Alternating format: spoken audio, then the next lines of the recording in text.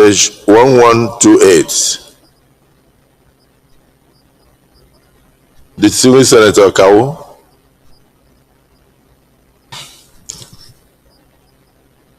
Mr. President, my dear distinguished and respected colleagues, I am Suleiman Abrahaman Kawu Sumaila, representing Kano South Senatorial District from Kano.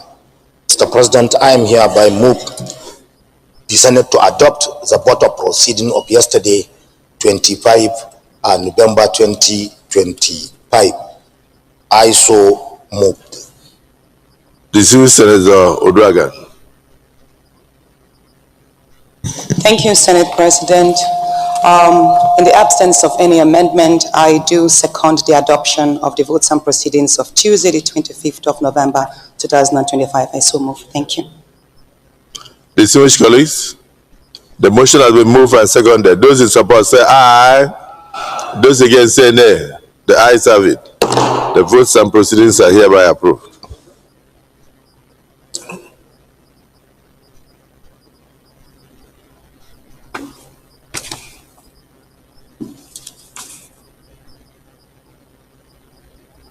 Let me, on behalf of the 10th Senate of the Federal Republic of Nigeria, acknowledge the presence of students of College of Management and Social Sciences, Department of Public Administration, Kuala Lumpur University, Wukari in Taraba State.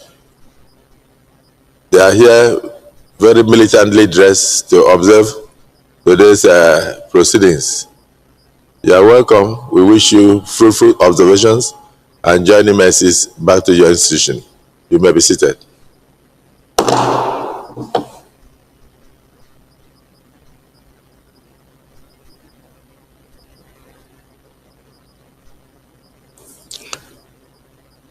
The President of the Senate, this is notification and invitation for an international polo tournament in support of education. I send you warm greetings according to world best practice and standard protocols. I wish to formally write and notify, as well as invite you all to an international polo tournament in support of education at the Kefi Polo Ranch along Abuja Kefi Expressway, Kefi local government area of Nasarawa State on the 25th to 30th of November 2025 by 3 p.m. prompt daily. As the promoter of the Kefi Polo Ranch, I sincerely request that you kindly honor us with your esteemed presence. Do accept the assurances of my highest regards. This is signed by Senator Ahmed Wadada Aliyu, FCTI, FNIPR, Sarkin Yaki Kefi, Magajin Danki Lavia Bare. I'll take that again. Sarkin Yaki Kefi, Magajin Dangi Lavia Bare. Lavia Bare. Okay. Your own tribe. Manguru. It refers to Kanuri. Yes, Beri is Kanuri tribe. Lavia Beri means, in the olden days when there was war, some of the Kanuri people migrated and settled in in Lapia. So that's why they call them the place of peace for the Kanuri people. Okay. Because they migrated war and settled there. That's why I see some of them with our tribal masks, but could not speak the language. They are our brothers. Okay, so I assume that with your pronunciation, it is carried. Please endeavor to attend. This is from the Chairman Parliamentary Friendship Group to Turkey and Deputy Chairman House Committee on Power. Formal request for the announcement of the 80th birthday of distinguished Senator Professor Jerry Ghana, CON. So Professor Ghana was a senator. Huh?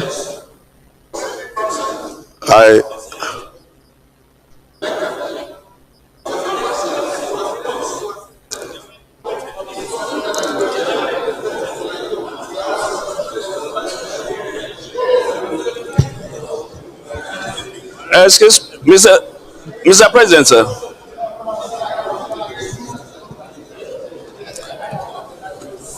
Mr. President, distinguished colleagues, my name is Peter Gia. I represent Niger South Senatorial District. I just want to bring it to the notice of these hallowed chambers that Professor Jerry Ghana was a member of the Senate for about 3 to 6 months they were inaugurated. Thank you, sir. My brother was a senator in 1983, October to December. Is that the period? Yeah, before that's October to 31st December. That's the period. 1983. Yes, sir. No. Yeah. Well, but it was in well, distinguished colleagues, this announcement was actually brought by distinguished Senator Peter J. But surprisingly, he wasn't on his letterhead paper. And it's on the letterhead paper, Honorable Joshua Audu Ghana of the House of Representatives. So you think I should read? Mr. President, that's the son and the member of the House of Representatives coordinating the bad thing. But it should be on your letterhead paper before it is. Otherwise, this has to go back to the House of Representatives for them to read. We can't read it here, but we have taken judicial notice of this. Of the upcoming 80th birthday of Professor Jerry Ghana. Thank you, sir. We say congratulations to him in advance.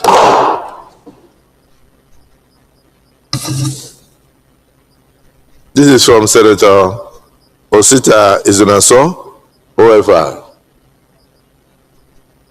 Letter of appreciation to the President of the Senate. I write to express my gratitude to you, distinguished Senate President, and to the entire Senate for the overwhelming honor, support, and solidarity extended to me during the celebration of my attainment of the Doctor of Philosophy PhD degree in law from the Nile University of Nigeria, which occurred on Thursday, 19th November 2025. We just want to announce that you have PhD. I am especially grateful to the Deputy Senate President, His Excellency Senator Barrow Jibrin, who graciously chaired the occasion and demonstrated uncommon humility, brotherhood, and leadership throughout the event.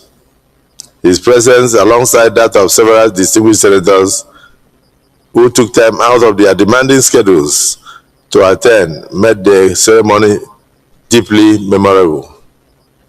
The Senate has once again shown that beyond our legislative engagements, we are a family committed to excellence, learning, and mutual upliftment. I remain humbled by this collective show of goodwill and do not take it for granted. Please accept, distinguished Senate President, the assurances of my esteemed regards as I continue to serve our great nation with renewed dedication, guided by the knowledge and values that this academic milestone represents. This letter is signed by distinguished Senator Osita Izunaso, OFR, PhD. Congratulations. And on behalf of the Senate, I congratulate you, and I also thank our distinguished colleagues for the show of solidarity.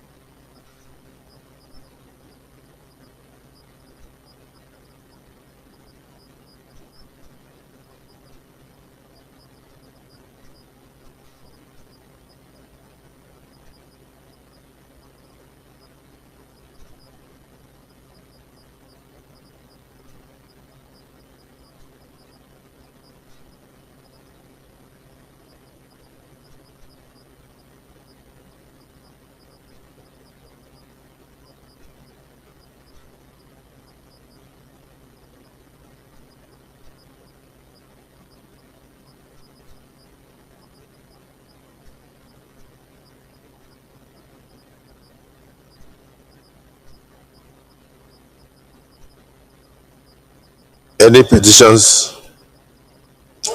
Yeah. Or point of order first? Point of order first.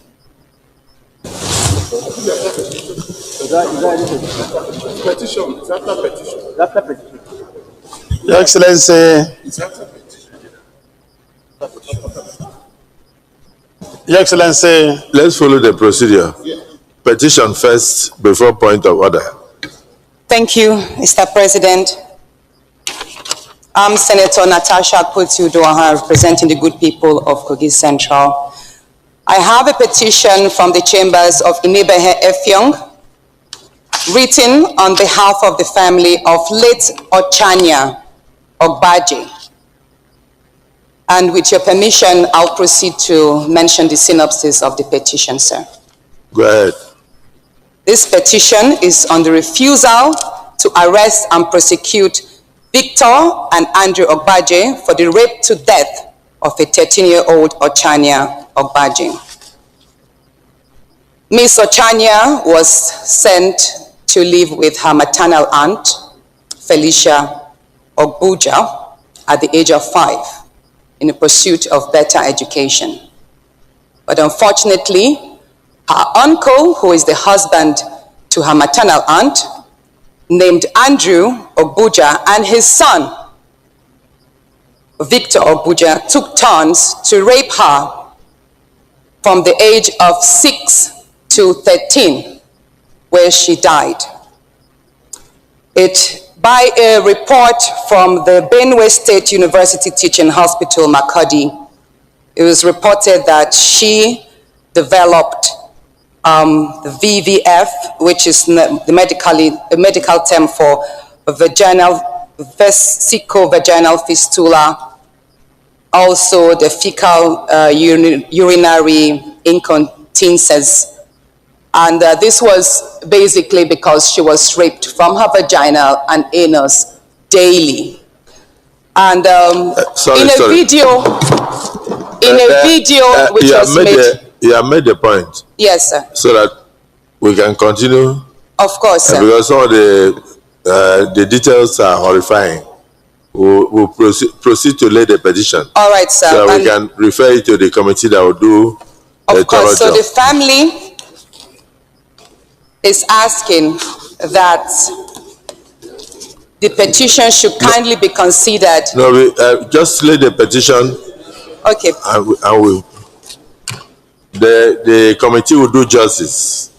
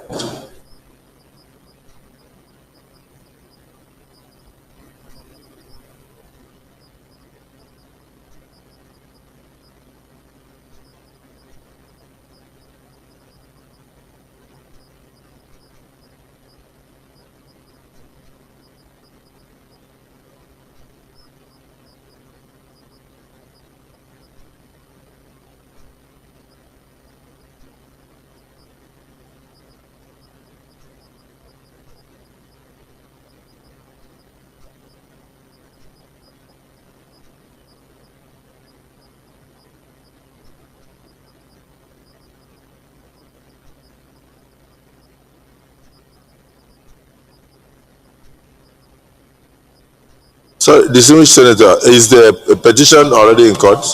No. It was taken to the High Court, but it was dismissed. And the government of Benue State refused to appeal the matter. So there is no legal encumbrance right now, sir. There is no, it's not before any court in Nigeria whatsoever. And that's why they're seeking our attention, please. Yeah, I think because of the nature of the case, in case there was a miscarriage of justice, it will be good for our committee to look into it. And then the committee will now advise. If it was legally settled, the committee will so advise. If it is something that we think we should advise the Benue State government or to appeal the judgment, we will so advise. But right now, there is no legal impediment. So, and the details are horrific. So I think it's important that we look into it. So So we hereby refer this petition to the Committee on Ethics, Code of Conduct, and Public Petitions to report back to the Senate within 4 weeks.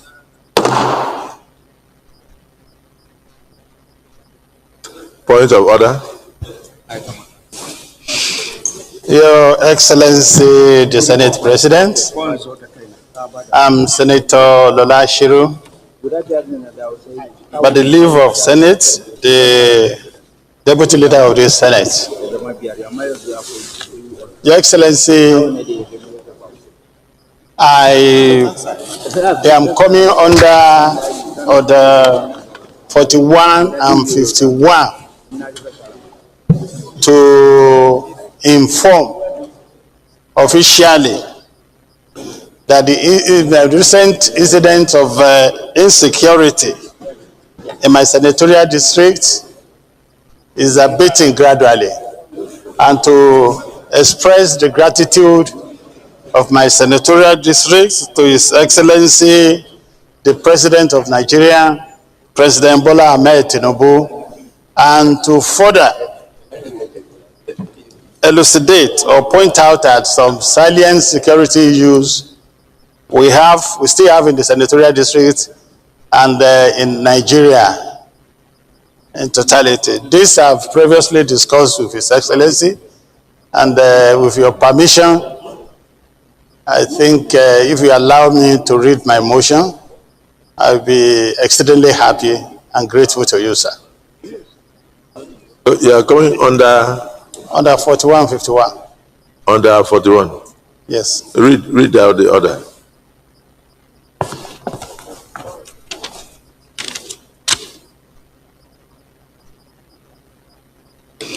Under 41, the matter for discussion shall, if possible, refer to the President of Senate before the commencement of the day's sitting, and the President of Senate shall refuse to allow the claim unless he is satisfied that the matter is definite and urgent. 51.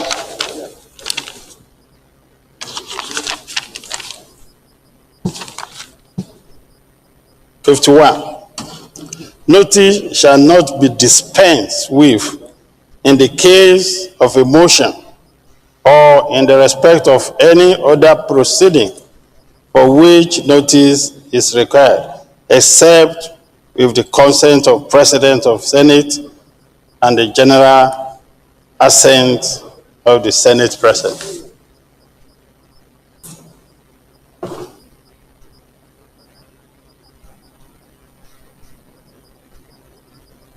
Distinguished colleagues, the Deputy Leader of the Senate had earlier brought this to my knowledge, which is already public knowledge. Is it the view of the Senate that he be allowed to proceed with this motion? Those in favor say aye. Those against say nay. The ayes have it. We may proceed. Thank you, Mr. President. I am just using the issue in my state to shed light on generality of insecurity in Nigeria, especially the northern side. And like I said, when we talk of northern side, we might be a little bit economical about the truth, because it's affecting a greater part of southwest and southern states too. Mr. President, urgent need to address escalating insecurity in Kwara, Kebbi, and Niger State called for immediate and comprehensive federal intervention. The Senate, deeply disturbed by the horrific attack on Christ Apostolic Church, Eruku, in Ekiti local government area of Kwara State, on November 18, 2025, during which heavily armed assailants invaded a place of worship, killed 2 innocent worshippers, and abducted 38 persons, all of whom, by the grace of Almighty God, by leave of our president, have since been freed following coordinated security operations. Note with grave concern that the attack compelled school closures in 5 local government areas in Kwara State: Ekiti, Isin, Irekpodun, Ifelodun, and Okero, all in Kwara South, across the entire Niger and Kebbi State, and in all the 47 federal unity schools nationwide, thereby disrupting the education of thousands of children and exposing the death of national trauma and fear. Alarmed that this incident formed part of worsening national pattern, including the recent kidnapping of school children in Kebbi and Niger State, demonstrating the acute vulnerability of schools and worship centers across Nigeria to terrorist and bandit attacks. Further concerned that credible reports indicate military personnel were withdrawn from affected Kebbi school just hours before the bandit struck, raising grave questions that demand transparent and urgent investigation. Disturbed that intelligence reports revealed the involvement of internal collaborators, often driven by economic and political desperation, who aid criminal groups with information, logistics, and escape routes, thereby exacerbating national insecurity. Aware that attackers demonstrate increasing sophistication by intercepting communications, conducting surveillance on schools, worship centers, and markets, and scavenging personal items after raids across multiple states. Observe that criminals continue to exploit porous forest corridors, including the Kwara-Kogi axis, Kebbi-Sambara corridor, and Niger State, Shiruru, Rafim, Muniya region, complicating security missions and interstate security coordination. Further note that the affected communities of Eruku, Isapakoro, where a traditional leader and a retired army general was brutally murdered by bandits, are predominantly Ekiti, with affinity to other Ekiti of Southwest, but geographically located in Kwara State. And observe with concern that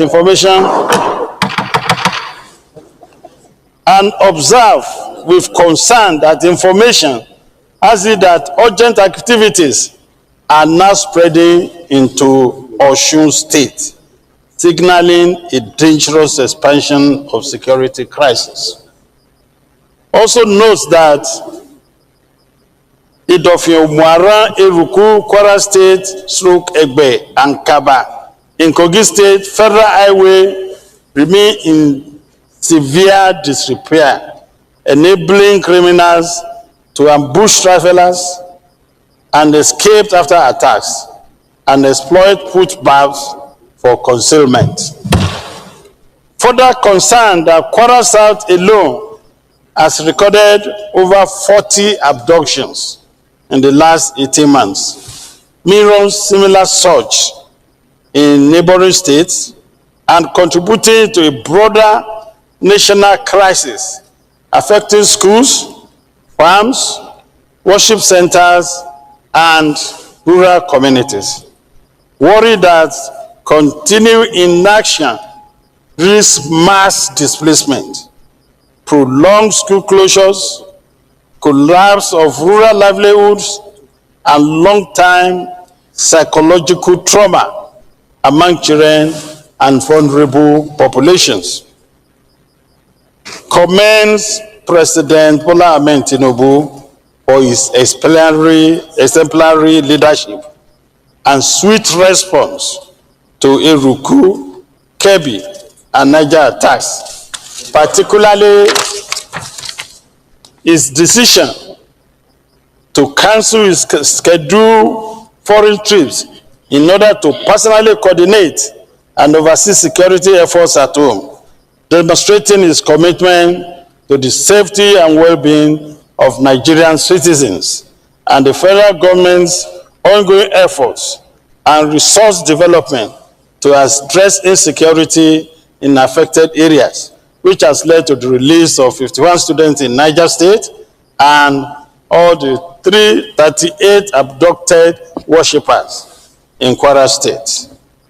Acknowledges the courage, unity, and resilience of people of Kwara South, particularly Ekiti people, especially the local vigilante, and similarly recognizes the resilience of communities in Kebbi and Niger State. The Senate therefore resolves to 1. Call on communities in Kwara, Kebbi, Niger, and across Nigeria to remain united, vigilant, and supportive of security efforts while resisting internal collaborators who undermine national security. 2. Commend President Bola Ahmed Tinubu and security agencies for their rapid intervention and urge them to sustain coordinated operations until all abducted persons nationwide are rescued and perpetrators apprehended. All the Federal Ministry of Works to commence immediate reconstruction of Itofio-Mara, Eruku, Egbe, Kaba axis, Federal Highway axis. 4. Mandate the Nigerian Army, Police, DSS, and Defense Intelligence Bureau to intensify intelligence-driven operations, including area surveillance, forest combing, cross-state collaborations, and community-based intelligence system across Kwara, Kogi, Kebbi, Niger, and other hotspots in Nigeria. 5. Call for establishment of a joint task force covering the Kwara-Kogi corridor with 4 operating bases in Eruku, Babala, Okero, and Isanlu. 6. Direct the Federal Ministry of Humanitarian Affairs and NEMA to provide immediate relief support to traumatized families and affected communities, especially where schools have been shut down. 7.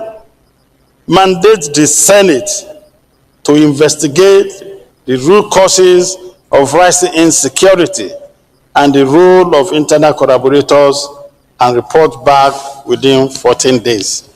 8. Advise the federal government to strengthen the local vigilante to be able to respond swiftly to similar attack in future. This should also include a review of Nigerian firearm law to reflect the current security challenges as we have in over 175 countries where responsible citizens are permitted to own guns. 9. Mandate the Senate to investigate the sudden withdrawal of military personnel from the Kebbi school shortly before the bandits' invasion and report back urgently. 10. Resolve that the Senate undertake a diplomatic engagement with the United States of America and other allied nations' parliament to strengthen cooperations on intelligence sharing, counter-terrorism training, and technological support in addressing Nigerian security challenges. Yes. Observe a 2-minute silence for the memory of the departed souls. I so submit, Your Excellency. Deputy Senate President. Thank you, Mr. President. I stand to second the motion as ably presented by Senator Ashiru Oyelola Yisa, the Deputy Leader of the Senate. Mr. President, we can clearly observe that the rate of kidnappings and banditry activities increased all over the country just after President Trump made a statement about the possibility of the United States. President who? President Trump of the United States. Of the United States. Yes. Made a statement showing his intention, the intention of his country to intervene militarily because of... Tell Senator Mustafa not to interrupt you. I'm protected. He said, he said, I'm not looking at that side. But I'm sure seeing everywhere. I only wanted you to clarify who was Trump. So anybody can bear Trump. Okay. And you can even be a president of a tennis club. So that's why I said president what? Yeah. And which country, and then you clarified. So since he made that statement, showing the possibility of the United States to intervene militarily here in order to deal with the perceived notion that there's a genocide of Christians in Nigeria. Since then, the spate of these terrorist activities have increased in this country, which shows that those who are into this heinous crime do not love our country. They don't love our country. So they want to propel that intention of the United States, but they shall never succeed. Mr. President, we are facing challenges as a nation. We have faced several challenges before now. Before now, of course, it was the issue of armed robbery. Armed robbery everywhere in this country. But we're able to deal with that problem. And we shall also, by grace of God, deal with this problem where we no longer hear about these heinous crimes being, committed on our land. Before now, it was difficult for you to travel along our road networks without being attacked by armed robbers. But we're able to deal with this problem when the deployment of technology came in, and then we had a cashless policy in line with international best practices. That has stopped. Not even that. Recently, we're faced with COVID-19. We're able to deal with the problem. The United States, that is best put in place in terms of military power in the whole world, had similar problem when it was attacked by terrorists. Thousands were killed, but they were able to deal with their problem within the United States and even had assistance from all over the world. They were assisted. Now, what do we do in this situation? What we need to do in this situation is to look inwards and try to deal with our problem. This problem is surmountable, and we shall surmount the problem by the collective zeal of the Nigerian people. How do we do this? Bring in the efforts of everyone. The issue of security is a security for all. It's something that is for all of us. It doesn't reside on the shoulders of the federal government alone, nor the state governments, nor the local governments. Everybody has to come together. We need to come together by way of making sure that, now, as we speak, the state governments are having a wonderful time making more money, right? Also, the local governments. So we need to come together, harness what is necessary, what is important for us to achieve our aim of eliminating this issue of insecurity, so that, for instance, every state of the federation, because these problems, the route used by the terrorists are interconnected from one state to the other. So if you decide, if for instance we decide to deal with the problem in one state alone, that will not produce the necessary result. So all the states must be doing the same thing at the right time, at the same time. Deploy technology by way of making sure, because Everybody knows that by the time you have surveillance, drones and what have you, you'll be able to see these people that move in convoy. They move in convoy to commit these atrocities.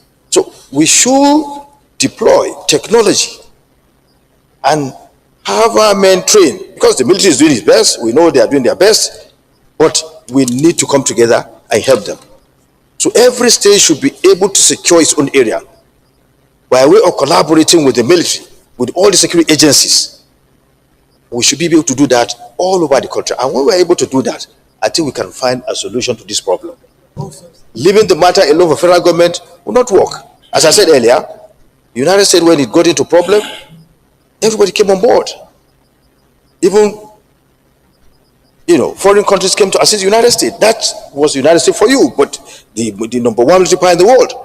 So we should also seek assistance from overseas, from our partners, from our allies, so that we can put our efforts together and deal with this problem. It's surmountable. Mr. President, we need to begin now. We need to touch all those, in fact, even, business corporations, high net worth individuals. I'll give an example, Mr. President. In the 9th Senate, I was approached by the DG of a security agency. I will not name that agency. He told me there was the need for them to have a surveillance of a city, a very, very key city in this country. I will not name the city for security concern. And he said they submitted their budget, but they could not have funding for that project because of a positive funds. That he felt, instead of going to Mr. President, I should see how I can assist. I said, well, no problem. How much do you need? He told me the amount. I said, we cannot provide all what you need in 1 year. He said, yeah, it's okay, because this project is a big one. It should be phased. So I provided money for the project for year 1, year 2, and year 3, and the project was concluded. Now in that city, wherever you go, whatever you do, you are safe. Even if you are related on the street, they watch you, they know what you are doing. So I did that. So by the time you touch all the state governments, they can also do this kind of arrangement in their states, with collaboration of the security agencies, the military, and so on and so forth. So it should be a collective effort. If you deal with the problem here and you don't deal with the other side, they will run from one end to the other.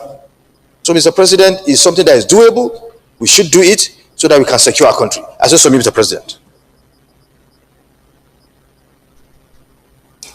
The Leader of the Senate.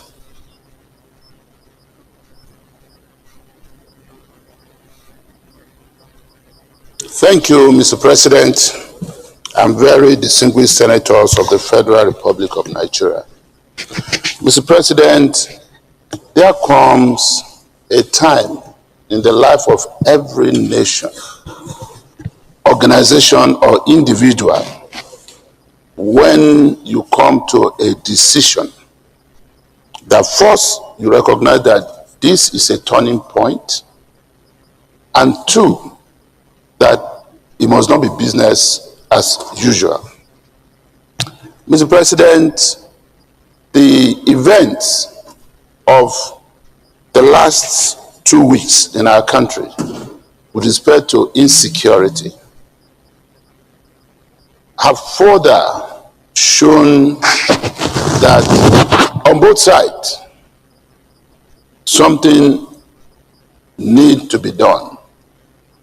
On the side of government, we have seen increased efforts at trying to combat these insecurity challenges headlong, while on the part of the Nigerian people, we have also seen concerned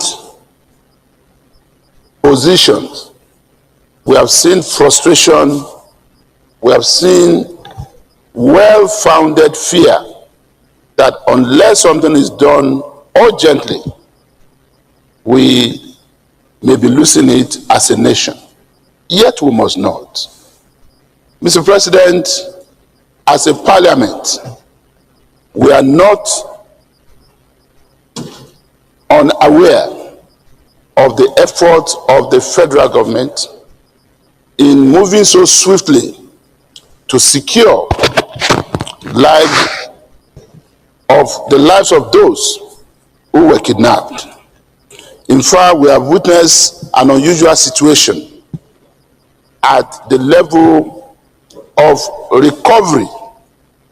While those were happening, we're also being told of different narratives.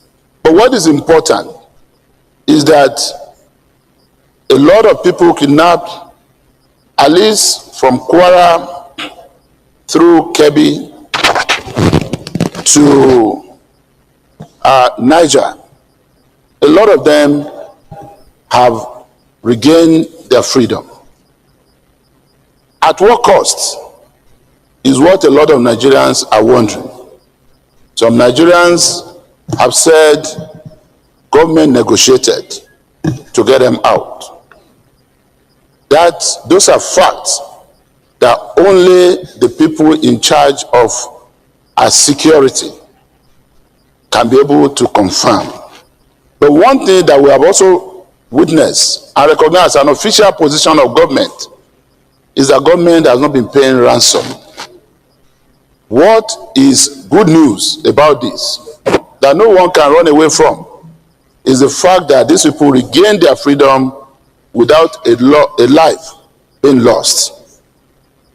However, while Nigerians are celebrating the fact that no life was lost on the side of those who were kept in captivity and who regained their freedom, Nigerians are not smiling at the fact that they did not read or hear about lives being lost on the part of those who took them into captivity.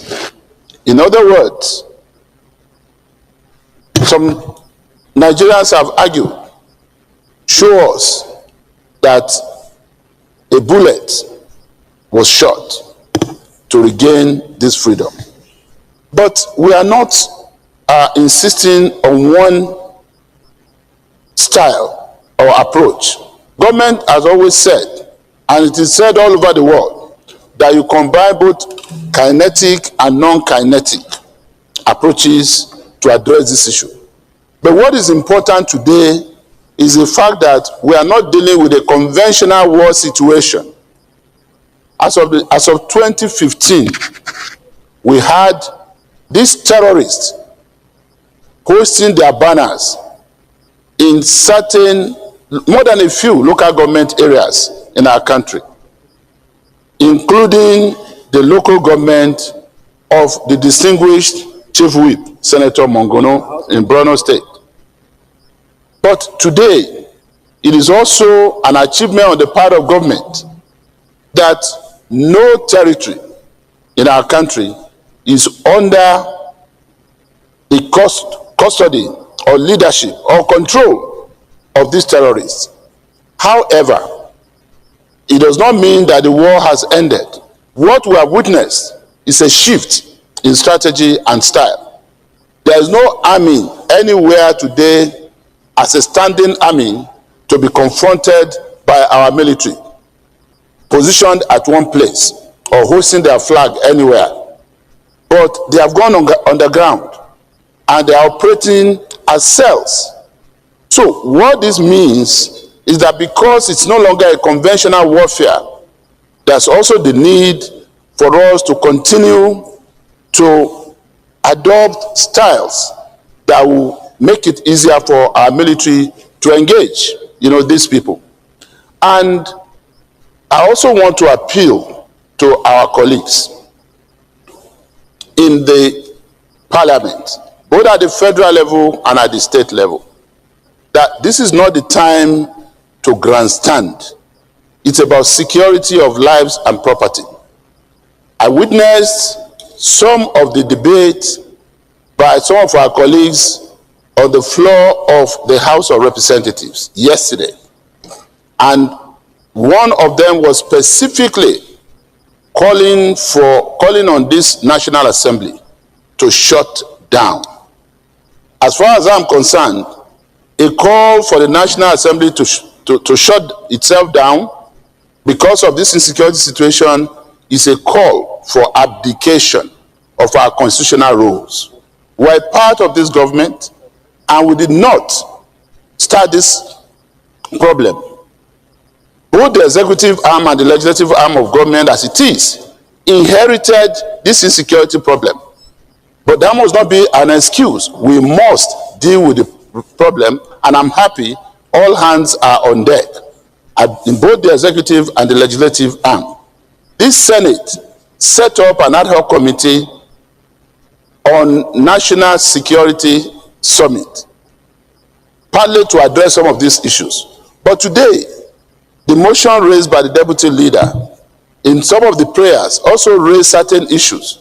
Some of the issues raised will require specific investigation.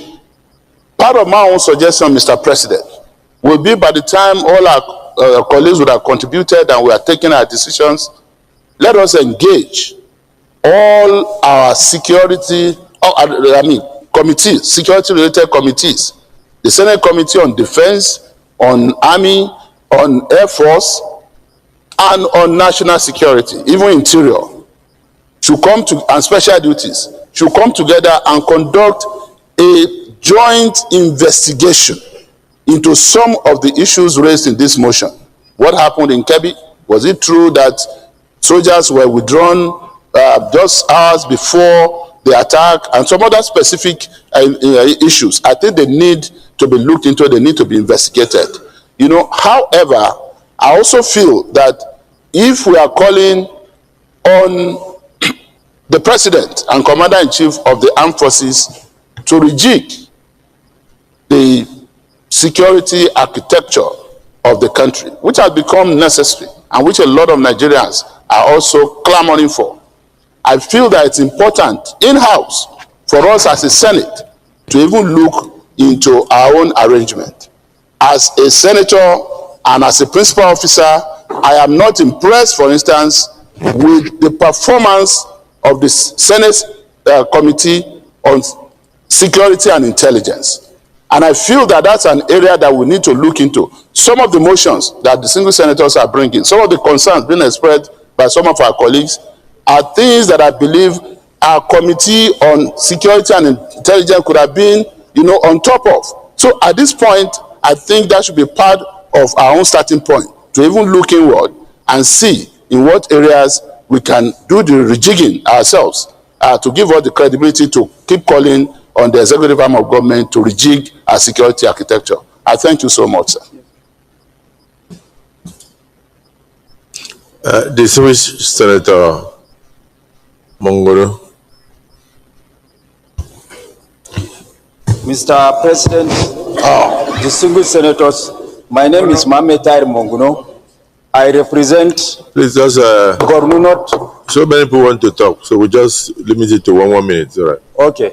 I represent Borno North Senatorial District. Mr. President, first and foremost, I wish to associate myself with the submissions made by the previous speakers, especially the one that commends Mr. President for acting swiftly that led to the immediate recovery of the kidnapped Nigerians, as opposed to the protracted and lingering approach when the ugly scenario of the kidnapping of Chibok school girls occurred, that led to the fact that up to now, some of the Chibok school girls were not recovered. Mr. President needs to be commended for acting swiftly that brought about the immediate recovery of these kidnapped Nigerians. Then, Mr. President, I equally wish to commend Mr. President for ordering the withdrawal of police escort attached to BIPs. Mr. President, I also have four policemen attached to me in my house. Mr. President, as it is now, majority of our policemen are attached to BIPs, thereby depriving the Nigerian police of performing their main role of policing the country. So this order by Mr. President will go a long way in freeing the police to perform one of their primary constitutional function of policing the country, because as it is now, even the ratio that is recommended for policing by the United Nations, we cannot meet it. Then the second one is to call upon, maybe when it comes to the prayer, I will add an additional prayer for more recruitment into the Nigerian police force, in addition to the withdrawal, because security is a primacy of governance. The social contract that the people had with the government is for the people to surrender their sovereignty to government, and in return expect that their lives and property will be protected. So that is the primacy of governance, and if we can debate this issue of security for the whole day, we are doing the right thing, because that is the essence of governance. Thank you. Thank you for cutting it short. Distinguished Senator Wamako.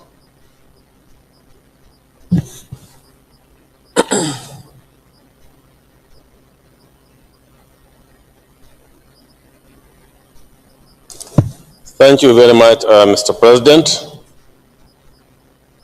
Aliyu M. Wamako remains my name, Soktonos.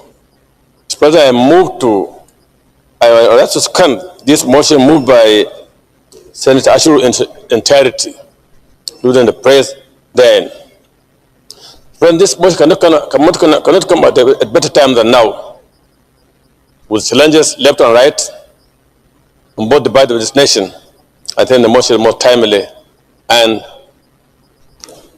therefore deserves to be endorsed by all assembly. Mr. President, the memo has beautifully captured all the problems and challenges. But Mr. President, we are never short of such beautiful write-ups. What is required most is, Mr. President, what action or actions are we taking to address these challenges in our country? So instead of rescuing the abducted, why can't we be capturing the bandit and their team leaders and so on and so on? I think that should be what we should be after, not merely rescuing the abducted as a country, as a nation. Mr. President, instead of repelling, we should be pursuing this bandit in the hideout whereby they get them, bring them to order. Mr. President, we have had so much on this narrative all over this in the 8th, 9th, and in the 10th Senate now. It is time now to act. We have spoken enough. We have said enough. And the nation has been watching us as their representatives. What are we going to do next? I'm glad that in the prayer number 10, he asked for a special committee to review and advise the Senate, but the time given to us is too short. Mr. President, let it be 4 weeks for this committee to report back to the Senate what can be better done. Mr. President, I happen to be one of the security committees in the 9th Senate, and I can see the gadget available in most of the senior security heads. They can watch in the offices the comfort of all the police in this country. What is missing then? Why can't we make effort to take this police one by one and come down and get them finished, that the nation can have peace? Mr. President, I very much believe that we can do it, and we must do it. Finally, Mr. President, I'm afraid I have to disagree with the idea of withdrawing police aids to BIPs. That is going to put another danger, because the BIPs are going to be the next target, and the government will come back and revert the policy. You see, Mr. President, the number of military attached to retired generals, there are too many. Let's do something there as well. Not only the BIPs, because there are also BIPs.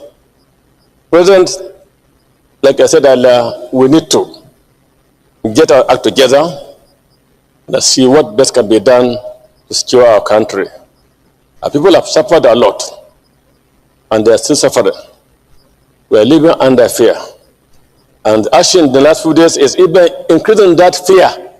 Those of our schools, boarding school, it doesn't make good image of us. We should not submit to this bandit.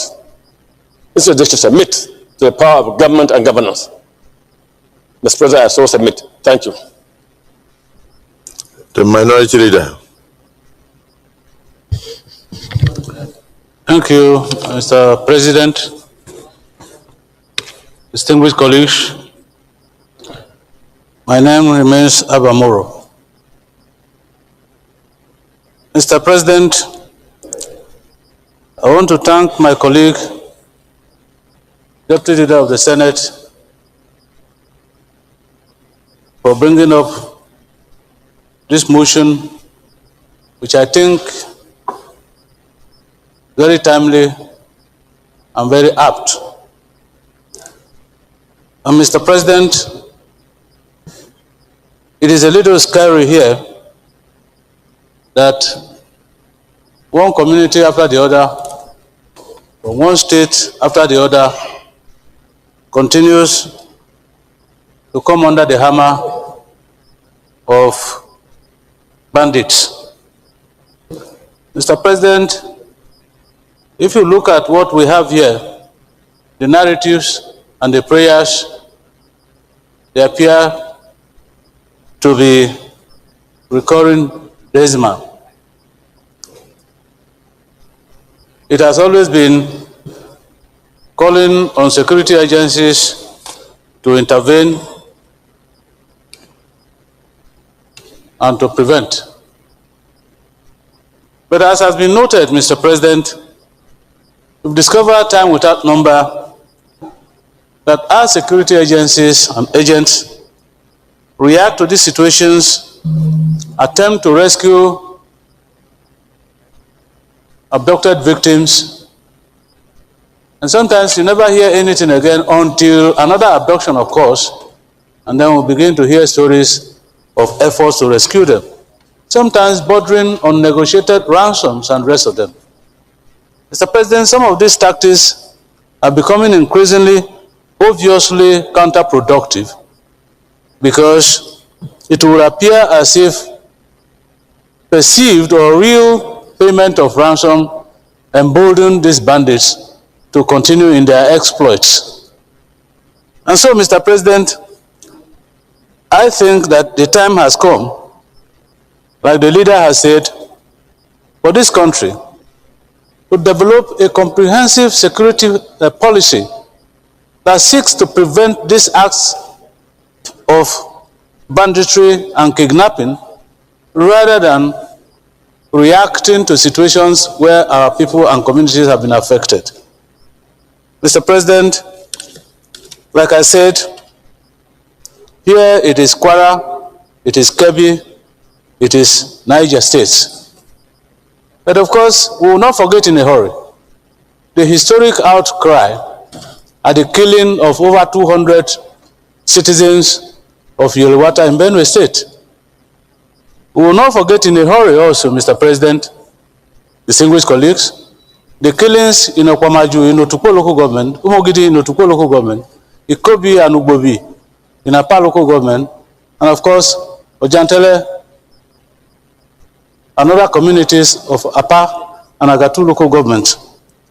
So, Mr. President, I think that the time has come when we must sit down together to realistically review our tactics in view of the increasing wave of banditry and kidnapping in this country.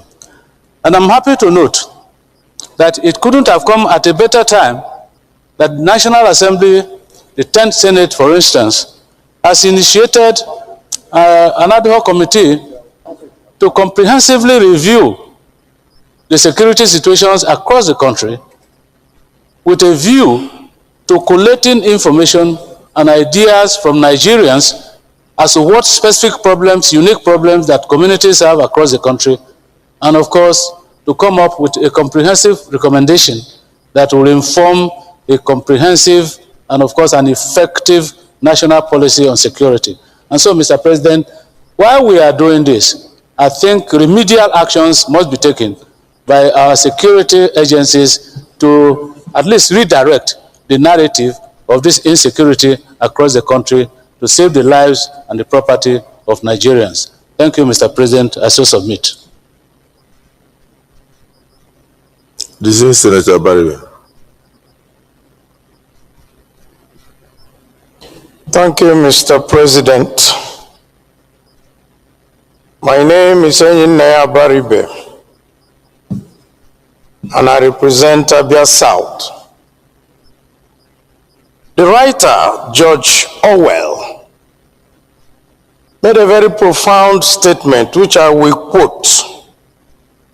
He says that in times of universal deceit, telling the truth becomes a revolutionary act. We are being told every day to be patriotic. We are being told here that we shouldn't say anything against. We are being told that, oh, you shouldn't talk about the past. You should focus on the present. Yet, on this floor, rather than focus on what we are supposed to talk about, we go back to say, oh, during 2015, oh, the Chibok girls happened, and oh, we are now rescuing people. People were not rescued at that time. During Chibok, 17 local governments in Katsina were not having parleys with bandits. People in Kebbi were not leaving all the rural areas and coming to only the urban areas to stay. People in Niger were not being kidnapped. So why do we need to, at any time we need to talk about the present issues of today, we go back to start to look for excuse for our failures of today? I only want to say, let us do the right thing. We're not blaming this government for what they are finding itself, but it is the government in power, and they should do the right thing. What are the right things? We take only one example. The governor of Kebbi said that somebody ordered troops out and people were kidnapped. Till today, nobody in Nigeria knows what happened, and no question has been asked. And we are sitting down here as a parliament, and we turn and we talk. Yet, somebody is responsible. If I'm the commander-in-chief, I will call the army commander in that place and the head of the army and say, if you don't get me the head of this person who withdrew the troops to put all these children in jeopardy, then you make an example of him. That is how a country is run. A country is not run on pacification. A country is run on confronting issues. I rest my case.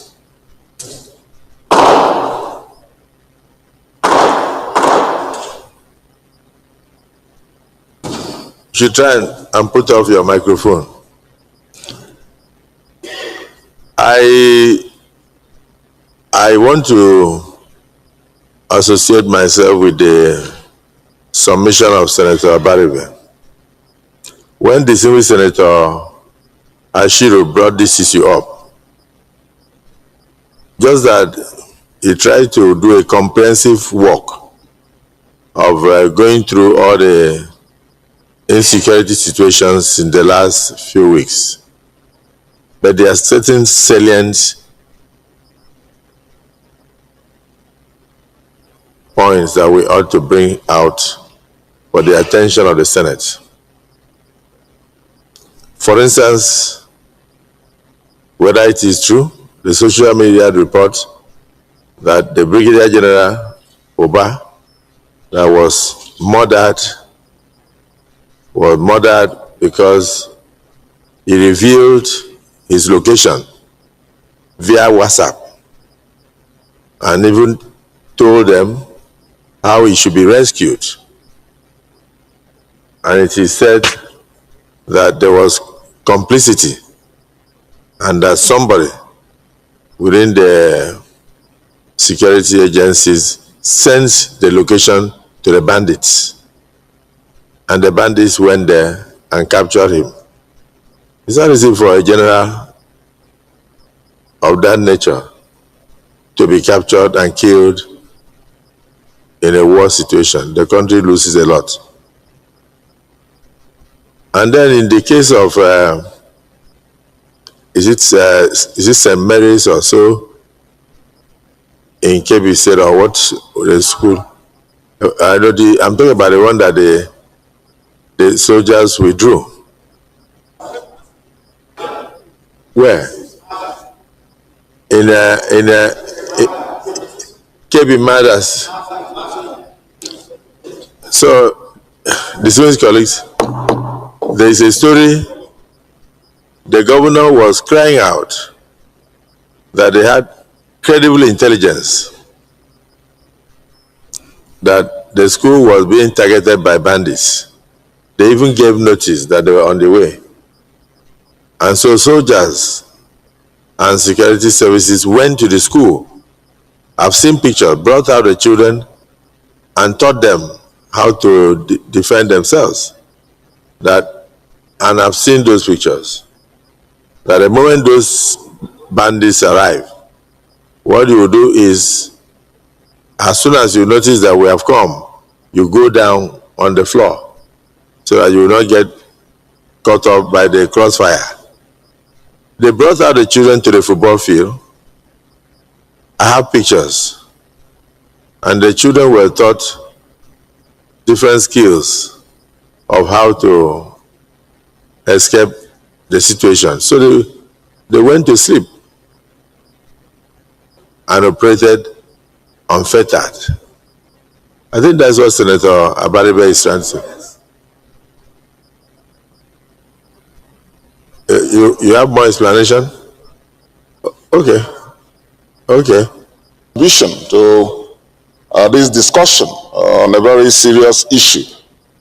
Yesterday, you recall, Mr. President, that out of concern, I raised this issue with you, and you said this motion was being observed. Just as the way Senator Abaribe also touched on that briefly. Please, this is one of the most trying periods that our country is facing.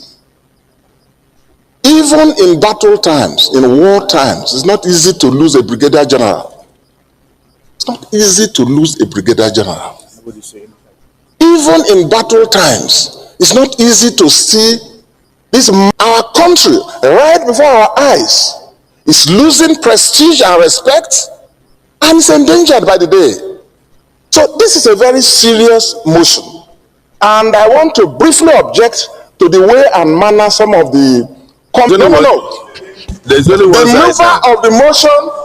mover of the motion, I'm coming, before I say, please, the mover of the motion talked about this was Senator Dixon.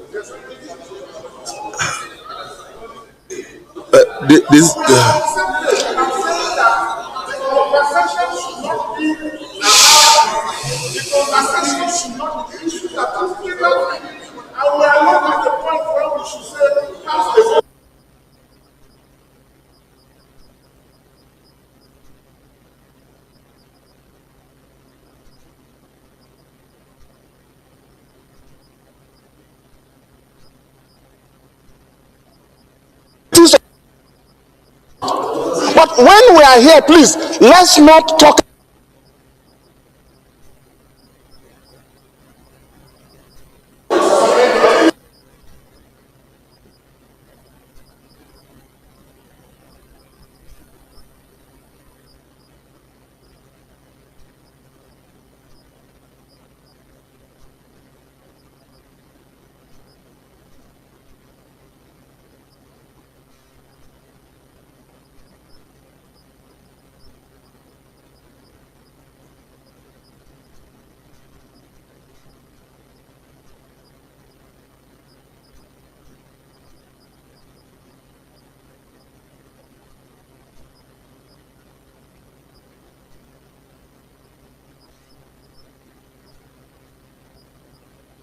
All the reason is that your time is up. Well, you are the presiding officer to determine if on this very serious national issue. Can I guide you? Can I guide you? If you want to conclude your speech, be guided from the chair. The reality is that this affects all of us. So there's nothing like this side or that side. Immediately no. Well, the person watching you outside will think that the Senate is in two divisions. On the issue of insecurity that we are discussing, we are one side. The entire Senate is one. So there's nobody here that will come and say that this side is treating the issue with levity, this side. And if you say we should not commend the president, it simply means you should tell the president to sleep. When a man has cancelled his international trips and stay back to face the issue, what you are seeing is an attack on Nigeria by our enemies. And it's even as I'm speaking with you now, I understand that yesterday in the same community or so, that they went there and then abducted a pregnant woman with 11 others yesterday night. You don't know when it will come to your village. So there's nothing like this side and that side. We are all Nigerians and we are all concerned with what is going on. So I would prefer that we concentrate on solutions. And what we are saying is that we must rise to the occasion. This country cannot bow to despair. Neither can we bow to fear. People are perpetrating this. They are human beings. Senator Garba, maybe you may wish to highlight what you saw on the video you showed me today. Please stand up and do that. Thank you very much, the Senate President, distinguished colleagues. My name is Senator Garba Musa Maidoki. First of all, colleagues, I am very happy and sad at the same time. Happy in the sense that the 24 girls from MAGA in my own constituency that were abducted have been released and they are all safe and healthy. They have not been molested. But distinguished Senate President and colleague, we must search our minds. As we keep saying, sir, we know who these bandits are. We know where they are. We know what they want. What is left for us to conclude? If we are going to do negotiation, do it and finish it. If we are going to fight, we'll fight it to the finish. What is the big deal? We know everything. Why are we covering? Why are we covering all these things? And I want to align myself with distinguished Senator Abaribe. Sir, the issue that must take precedence is who withdrew the soldiers from MAGA primary school, on whose instruction. The world want to know, Nigerians want to know, we that is particularly affected, we want to know, sir. Because if we don't get to the bottom of this incident will be repeating itself. Thank you very much, the Senate President. And distinguished colleagues, please, these are even one human being who has spoken on behalf of the Senate, and by implication, you have spoken on behalf of Nigerians. We are even as I speak now, we are still facing the attacks. This is orchestrated, this is organized, and this is meant to damage the image of democracy. And all these things started with just a tweet from President Trump. People are trying to justify or call on the American president to come here and attack people. And they started any issue about war, all sides will suffer.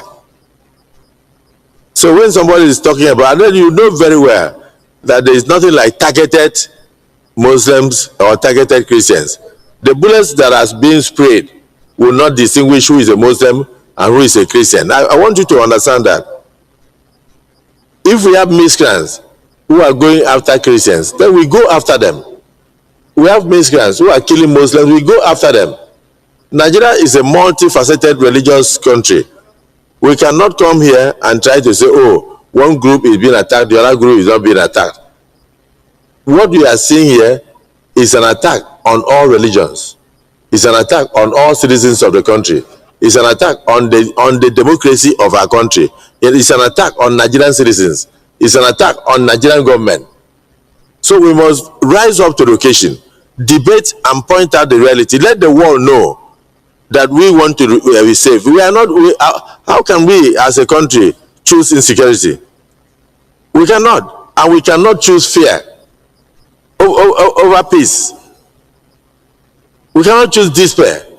So when we are discussing, we must take a very strong exception to certain acts that have happened, whether it's from the security agencies or otherwise. But when somebody says, commend the president for even the initiative of ensuring the release of over 58 children, one child that is released is a big relief to the whole country and to that family.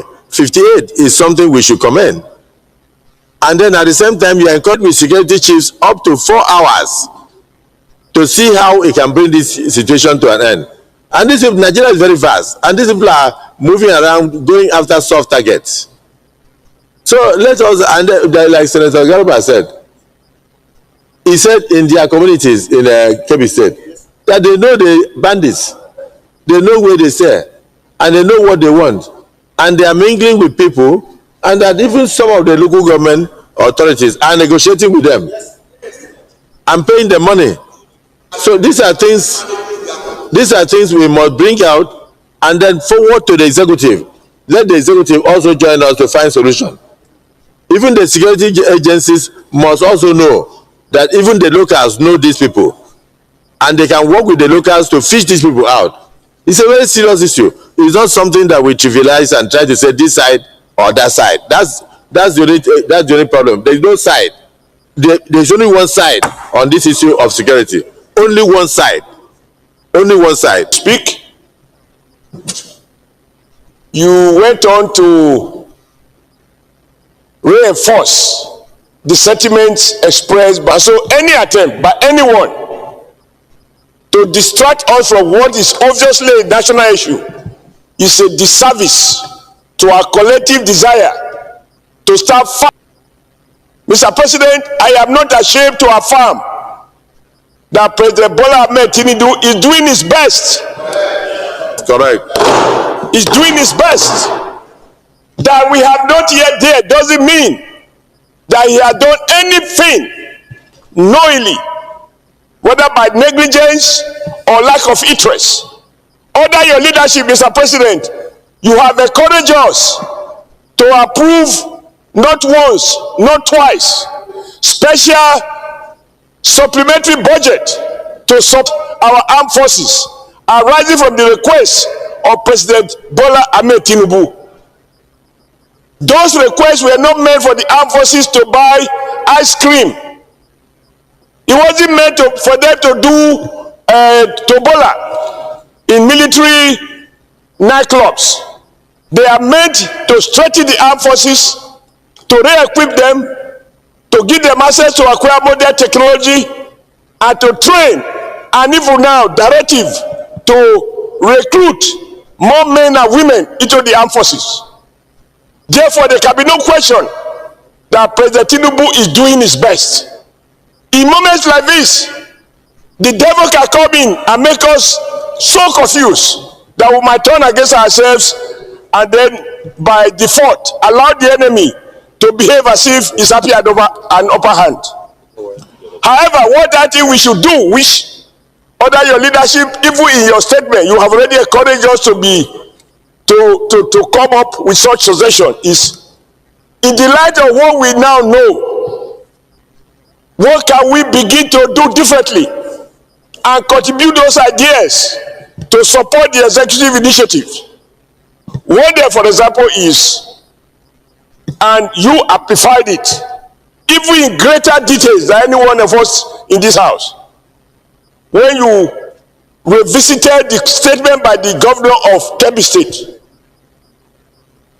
Nigerians are entitled to know, and it is no longer national secret, the commander of that area who ordered that those men be withdrawn. It is to be a national secret to be kept within military cycle. Nigeria should know president. Is it the view of the Senate? Yes. That those against say nay? The ayes have it. That is taken. The penalty on terrorism. This parliament is on record as having done that.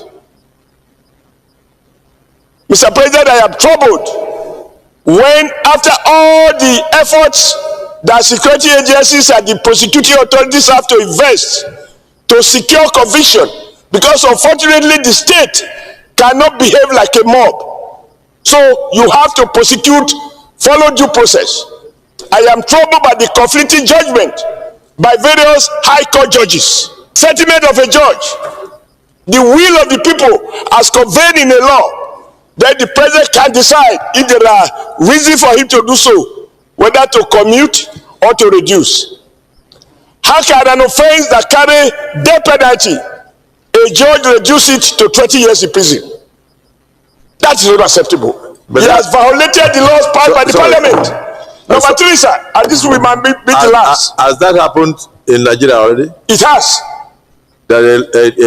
Somebody convicted of terrorism was sentenced to 20 years in prison. No. Pardon? No. What was it? No, not saying no. Not saying no. Can I be allowed to land?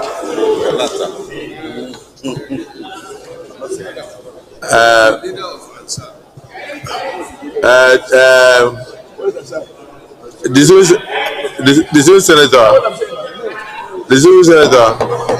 you have, Mr. President, that is the leader of Assad. They have 30 seconds. Terrorist group called Assad. You have 30 seconds to land, but please be guided. Okay. Let's concentrate on the issue in discussion.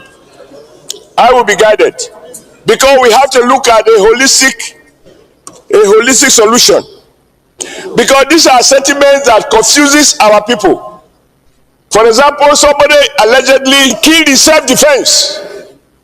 The man was sentenced to death. But there is no evidence that those who are, these are some of the issues we have to deal with, so that nobody is given any excuse to misunderstand what is clearly a national challenge. I believe that President Tinubu inherited a situation that was already so complicated that no one of us, if we were to become president, can decree insecurity out of existence overnight. But we can begin to model the security chiefs. I am sure my colleagues here, you listen when the chief of defense staff said there is what they call war economy. That was in the army, or those who don't want the crisis to end, such that, you know, we keep appropriating money, people are getting richer, and more Nigerians are being wasted. But I conclude by saying all of us must commend the president for what he has been doing. If you see his face on television, you know that the president is not sleeping. What we need is our collective wisdom to reinforce his own limited wisdom, because nobody has monopoly of wisdom, so that together we can find a holistic solution. This situation calls for national unity. It calls for collaboration. We must not talk as Christians or as Muslims. We must not talk as Northerners or Southerners, Easterners or Westerners. It's a national challenge, and we need a national solution. Thank you, Mr. President. Thank you. And please, note that the prayers are multifaceted. What is happening internationally also affects us here. This renewed strength of the insurgents is as a result of the statement by the President of America that he will come in and strike to remove them. So what they are doing is also very political. They want to see how they can, and then remove the government for them. Because as far as they are concerned, what they want is government. They are not interested in the lives of the people. So as we are speaking here, we should realize that removal of government affects, in quote, both sides. I don't like to use the word both sides. So people should not think that there is any side to insecurity. There is only one side. and that side is the protection of Nigerians. And the second aspect is that we must rise up collectively behind the leadership of the country. The president must be encouraged to minimize and stamp out insecurity and make Nigerians to sleep well. You can see in a day, you can have up to 4 or 5 of these things. I just mentioned that even yesterday night. So it's not something that the same community that those children were returned, they've gone there to go and kidnap 11 people, including a pregnant woman. So we must realize that we are under attack. We are under attack. And so we can't feel safe here. To remove withdrawal of policemen, yes, for certain VIPs, they could be replaced with a civil defense. They are still armed, but not police. Police must go back to their constitutional duties immediately, while we encourage them to train more. So, distinguished Senator Yaya, I don't know whether you have anything to add, so that we can round up and go into. Thank you, Mr. President. All I had wanted to say, one, Mr. President, was to congratulate you for having the wisdom and the presence of mind to allow this Senate to discuss these issues of national security at length. From the time when you bent over of security in this nation. Mr. President, I would also like to express our gratitude to the President and Commander-in-Chief of this nation, particularly not just about postponing or withdrawing from his intended international assignments, but also being there for the nation and physically taking charge of all the activities that led. I thank you and I thank the President. But there is one issue that is most important. This issue was raised by both Senator Wamako and Senator Abadibe. The issue of rescue is not enough. Who they are. If we don't know who they are, how are we going to be able to negotiate and secure the release of some of these bandits? We know who they are. We know where they hibernate. We know the routes that they follow from one location to another. This is common knowledge to everybody, to the people who have been harassed and intimidated by these bandits. Everybody knows who they are, where they stay, the routes they follow. Why can't we nurture and move and garner the necessary strength to pursue these people simultaneously wherever they are and make sure that we eliminate them? The state is supposed to be the bastion of force. It has in its control legitimate use of force. We should not, under any circumstances, allow bandits to intimidate the nation, to send fear into our communities, to disband our own educational institutions. The threat, the education of our children, which is one of the most fundamental rights of the people of Nigeria, has now been put under question mark. All schools, particularly those cited in Rule 8, have been asked to close. What message are we sending to the nation, to the people of the world, that there are some ragtag bandits who have defied the government and forced the government to close all its educational institutions? That does not speak well. That does not speak well for the image of this country and for the honor and. Thank you very much, Mr. President. Mr. President, very distinguished colleague, let me join my other colleague in also thanking you for allowing the Senate to bring this particular issue to fore. But Mr. President, let me quickly correct one or two impressions. Number one, at no point have you guide any senator from saying anything he or she wants to say on the floor of the Senate. I've not witnessed one, I've not seen one, and I've not heard of one. So that needs to be clear. At no point have you teleguided any senator from saying anything on this issue. Number two, at no point has any senator, either from either side of the aisle, have been on any side on this particular motion that is currently before us. We are on the same page. We all believe that the security of this nation is sacrosanct, and every one of us are concerned concerning the current situation of security as far as the country is concerned. Mr. President, on this note, let me commend the President, President Bola Ahmed Tinubu, for at least ensuring the release of the 38 Eruku community in Kwara State and the students of Kebbi State that have been released. I want to commend the President, and I believe that he's doing everything within the ambit of the law to ensure our country, Nigeria, is secure. Mr. President, I want us to know in this Senate that Nigeria is at war. Nigeria is at war because these terrorists, the Islamabad, the Boko Haram, and all others are not known to our system. They are not known to our system. They are not Nigerians. They are not Nigerians. They are coming into this country to disrupt the peace of our country. And again, we can finger international conspiracy in all of this, because there are some videos that you will see helicopter dropping arms in some pickup van. Where is that helicopter coming from? Who owns those vans?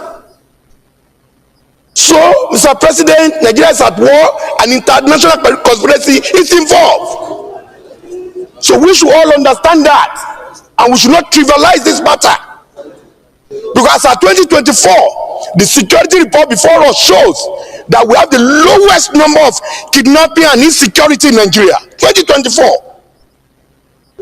And by November 2025, everywhere is agog with kidnappings and banditries and everywhere. So, Mr. President, I'm calling on my colleague. Please, let's keep an open mind on this matter. Let's speak to the truth of this matter. Let's address this issue as a Nigerian. It's the collective responsibility of everybody for this country to be well secured. And I mean it and I say it, so that nobody should come and say that anybody on this side of the and women of the Nigerian military, because they are father and mother of a particular family, they are father and mother to some children. So if they are on the war front defending this nation, the integrity and the sovereignty of this country, I think they need to be commended. I commend them. And for the investigation which we are carrying out on the issue of Kebbi, since Sunday morning, these terrorists notify that they are coming to that school. So deploying military, leaving by 1 o'clock, it should be an holistic investigation. There's something going on social media now. They are even announcing the next town, villages they are coming to. We should not just put it by the side. So, Mr. President, distinguished colleague, I believe this Senate will have taken the bull by the horn. The only thing is that we should expedite action on the security summit we are putting together. We should expedite action on it. We should move fast. Because if we have any position paper, if we have any document to put together to give to the executive, the action must start now, and we must do it as soon as possible. I so submit. Just before Senator Mustafa says anything, what you have just said is that even the same senators, the Northwest Zonal hearing of the Committee on National Security Summit will take place this Saturday, 29th of November 2025 at Umaru Musa Yaradua Hall, Moritala Mohammed Walen Gazare, and Chairman, Northwest Zone of this Zonal Security Summit. So, just as you are talking, I think we also have another one from the yes. we have distinguished deputy leader. When is the one of North Central? Okay. So tomorrow in Jos, North Central will be having their zonal security summit. When these reports are all in, initially we fixed 1st December for the national, but we have to move it because it's too close. So we can compile, including what we are discussing here now. So when we bring out the position paper of the Nigerian Senate on the insecurity in the nation, particularly in the last few weeks, it will be very comprehensive. And it's not something we joke about. It's not something we joke about. So let every person that wants to comment forget about partisanship and just go ahead to say, I am a Nigerian. The country is under attack. And this is a time we must all come together. This is not a period for blame game.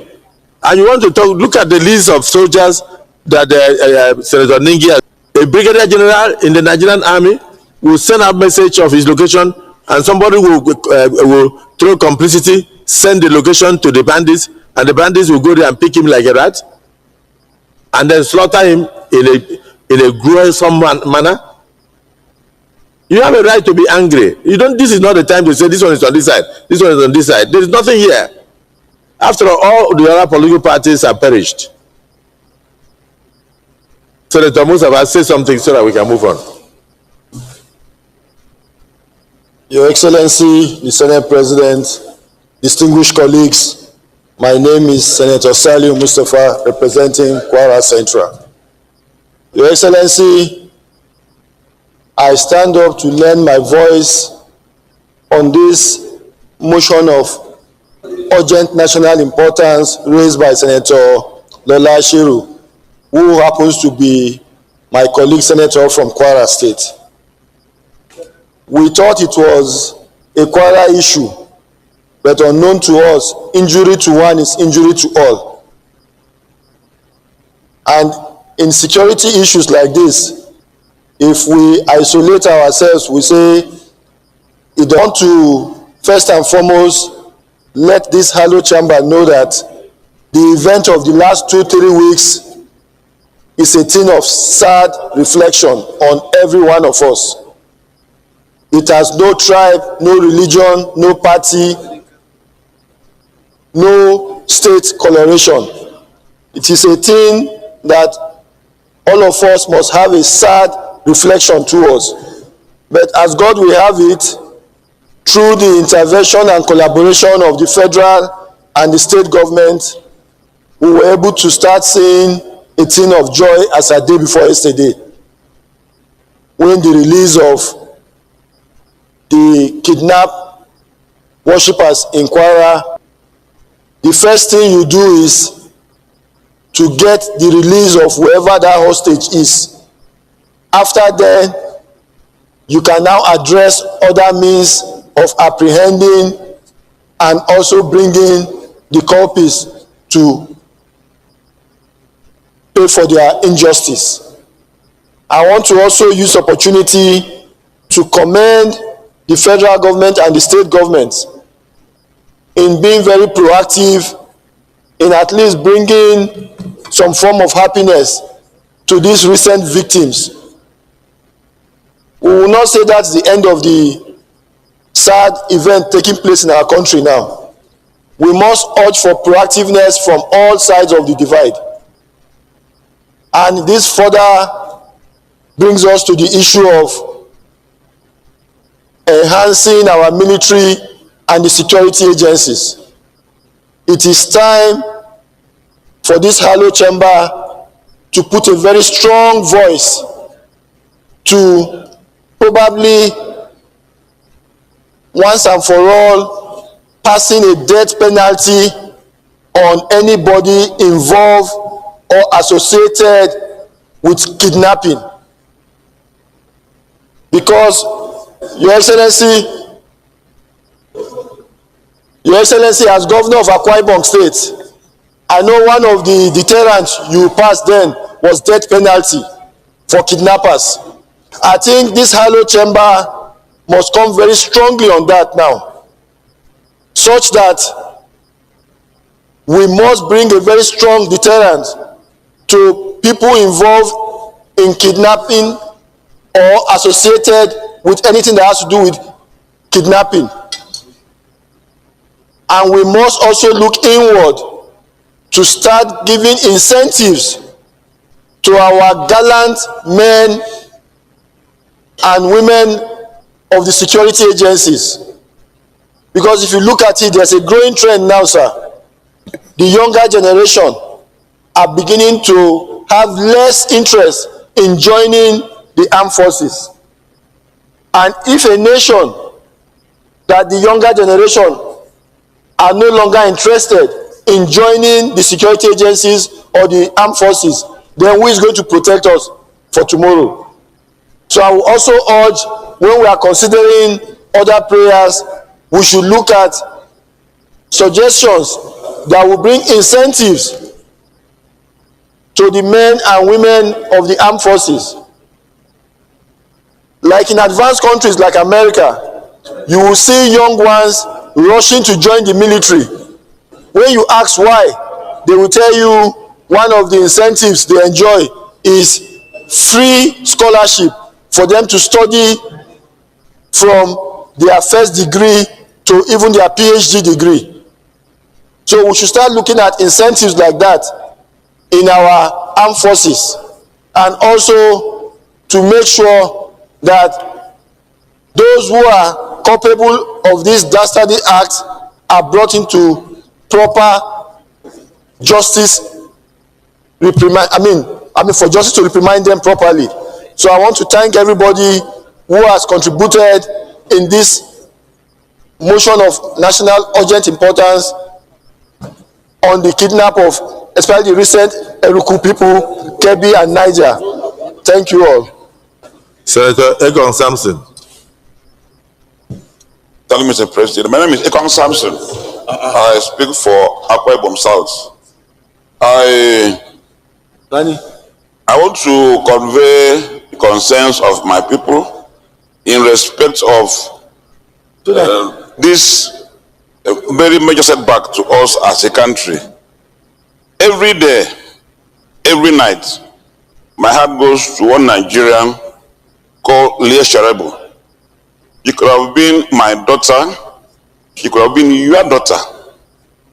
I don't know where she is now. I think we need to commend our Commander-in-Chief, who has clearly shown a lot of seriousness in addressing this concern. He has stayed behind to lead from the front. What we are seeing now is that President Tinubu is leading from the front, and that clearly illustrates the seriousness that this issue has brought to us. I said earlier on this floor that this intrusion is like measles. It spreads. If there is pressure in Kebbi, Akwa Ibom is not safe. If there is pressure in Niger, Cross River is not safe. No part of this country is spared. So this represents the measles that I said earlier. Let me also commend the gallantry of our security forces, some of whom have paid the supreme price fighting that this country shall have peace.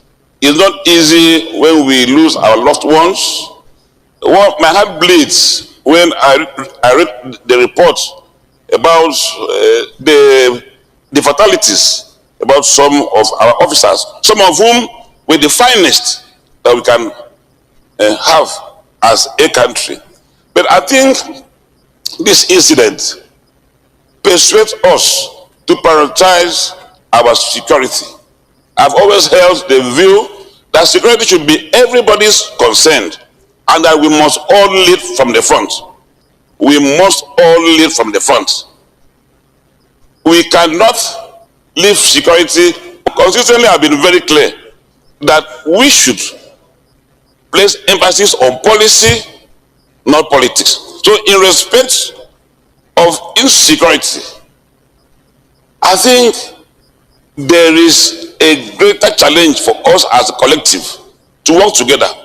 And I wonder, in this age of technology, why are we having these setbacks? in this age of technology. Why I don't see how death penalty, all these sanctions act as deterrence, as it were. A major mileage for us is to intensify the framework of arrest and prosecutions. I believe that we have scored huge successes in this fight. So I want to emphasize the deployment of technology, and we intensify the framework for arrest and prosecution. On behalf of Akwa South that I represent, we share in the concerns of Nigerians. We salute that our president is leading from the front, but we challenge other. The Senate President Emeritus. Thank you very much, Mr. President. Very distinguished colleagues. That's our reality. And in a situation like this, it is also time for unity. And let me say, Mr. President, that our armed forces are doing their best. Senator Zam, approach the available to them.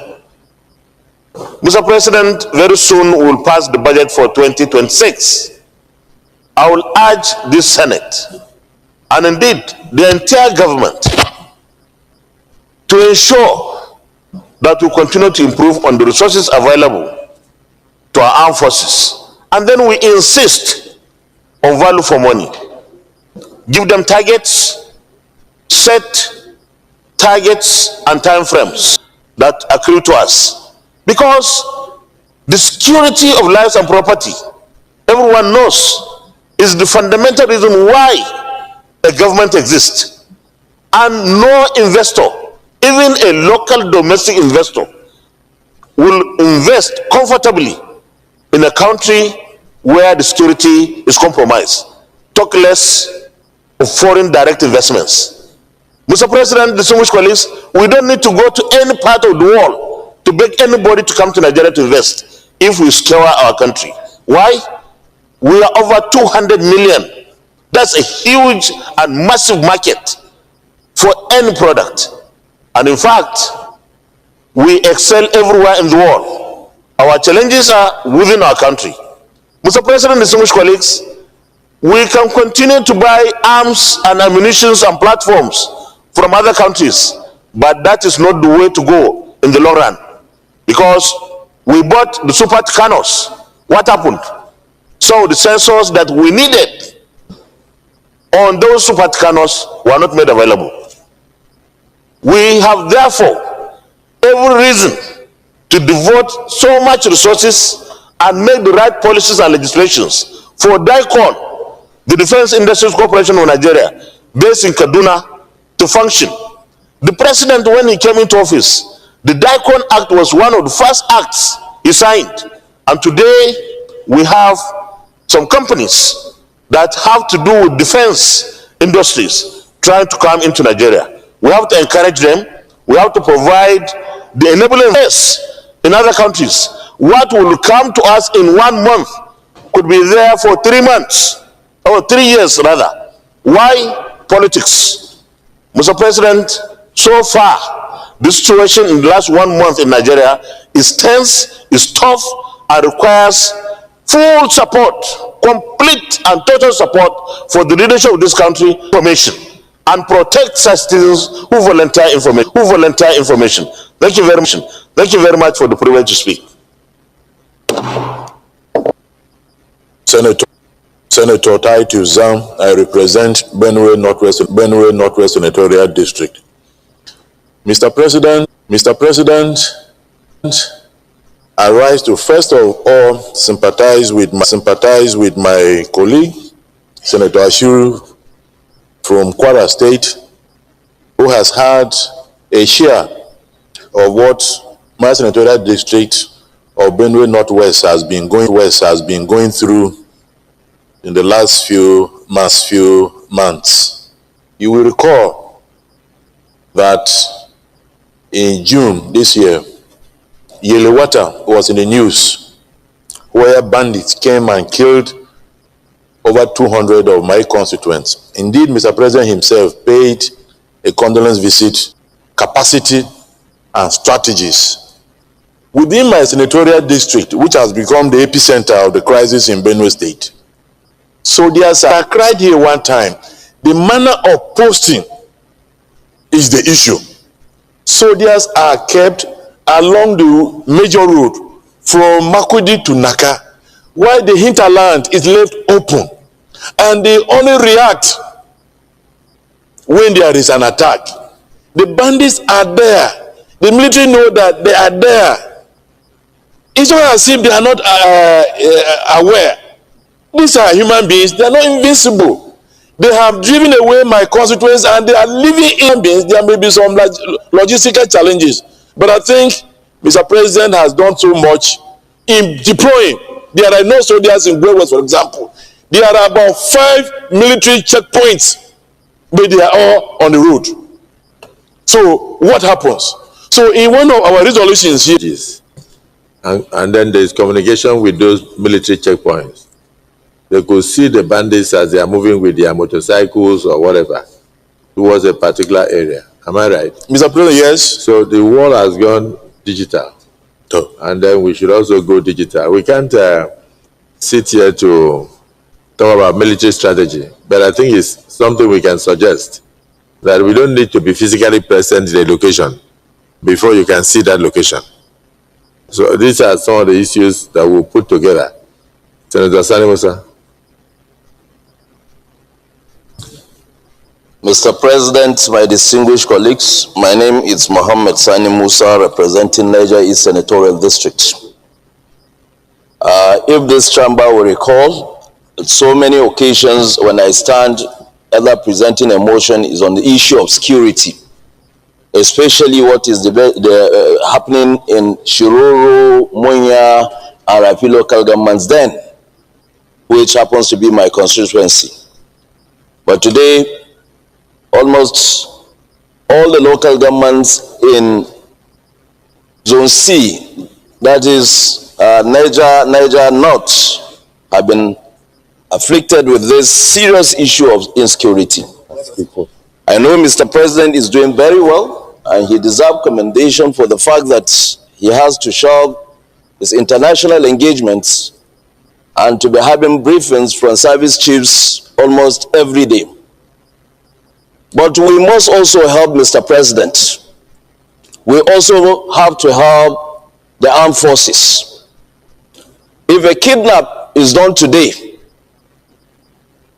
where hundreds of kids are being taken, and then the same hundreds of kids are being negotiated upon to get their return, what we're supposed to do is to ask ourselves, who is the intermediary between those armed bandits and those that want these kids to be released? You want a solution. We know where the solution is, but we are not bold enough to face it. They use phones to call people to negotiate and even tell where these people will go to pick those guys, those children they have released. My colleague is talking about technology. If our armed forces don't have it, our security or intelligence agencies don't have it, then we are not yet serious about tackling security in this country. Because for every phone call, there's a coordinate. And these people are there sending messages, sending clips on social media, making our country a laughingstock. If we want to help Mr. President, it is not only Mr. President that will give directive. The Senate is a legislative chamber that will, whatever resolution we take here is binding. Why must we wait until President? Is it everybody that will go to the President and ask for order? We should give that order here. Who are the people negotiating? We grab those people first, and then let them tell us how they link. What is their link with these bandits? It should not be business as usual. Families are suffering. Some people are living in their comfort places, making phone calls with these bandits. Can't we identify them? We can identify them. How do we do it? The gadgets were bought for the National Security Advisor. The gadgets were bought for telecommunications. They will be able to tell us where all these people are. But we are here, we are sending them blames. It started from one local government. It started from Bono. In one local government. And today it's spreading everywhere. No state is a moon. I don't want to put politics in this thing. No politics. It's a reality. If I have my brother, my son, if he's doing this thing, he should be picked. The law should take its course. We are confusing him. We're supposed to help him. How did the funds originate? They will arrest 58 and release 58. No gunshots, no arrest, nothing. And then tomorrow we wake up to another banditry. Why should it be like that? Mr. President, it is on you as our leader to tackle this thing head on without any fear or favor. We will stand for you. We voted for you. We should not be here playing politics with the life of this country. We must own our responsibilities. Mr. President will direct, but we have to do our own to help him to navigate well. The United States of America have come up with an issue that there is insecurity in Nigeria. It's not for Mr. President to handle alone. The two chambers of the National Assembly are supposed to take this issue very seriously. We're supposed to be a legislature that will engage another legislature.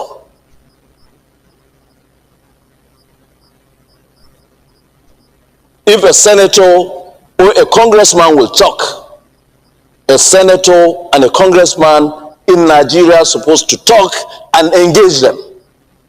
They represent their own people, we represent our own people. We should be given the opportunity, Mr. President, to engage these people directly on ways and means they think they can give us intelligence informations. As they did before, there was kidnapping in Nigeria of an American. And they came, rescued in our own land. What are we talking about? I rest my case, Mr. President. Distinguished Senator Brother Hunsti. Mr. President, my distinguished colleagues, I think it is an hour of truth now. We have to tell ourselves the truth. We will tell Mr. President the truth so that we are not going to be consumed. All. The questions are so many, but few will be asked. This within Nigeria, what of their captors, particularly the hostages? They are here in Nigeria. Then we are now talking of technology. Which technology? As a nation, we have a nation with full military power.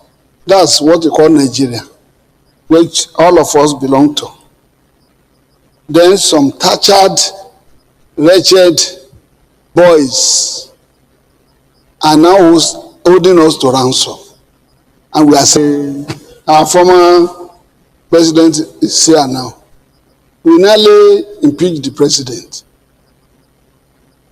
But this president has spent a lot of his time and fund on this military. But the same military refuses to yield, to even perform and form. And is now we are now owing a lot to our people. The military architecture, I retired at an equivalent of a lieutenant general in the service. The military, that is the soldiers, that's the army, the navy, and the air force. They don't take any other apart from the commander-in-chief or anybody that is representing them of higher caliber. That is a general. The command structure of what is happening today. The minister is not a soldier, a retired general. The minister of state, all of them are businessmen. The NSA is a retired policeman. And do you know what the soldiers call us? There's a soldier here retired. More gun than them. They call us bloody civilians. They don't regard us. And that is what is affecting us on ground there now. The CEC needs to look at its military architectural design around him and do the needful. If not, we will continue to waste money. Because they will not take order from any other person other than their own general. We are in almost in military rule and we are at war. He should stand as the real, he's a commander-in-chief because he listens and is spending on them. That is what can really solve the problem. Today, almost 120-something countries have already legalized carrying arms by sane and respectable people. I think it is time for Nigeria to allow us to be carrying arms. If not, these boys, you see them, you will just be free because there are not too many.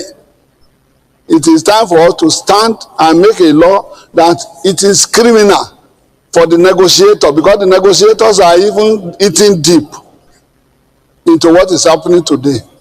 Where is the bank where they normally withdraw such huge of money to settle them, including the banks, including the negotiator and the kidnappers? They are all criminals and they should face death penalty. I submit, sir.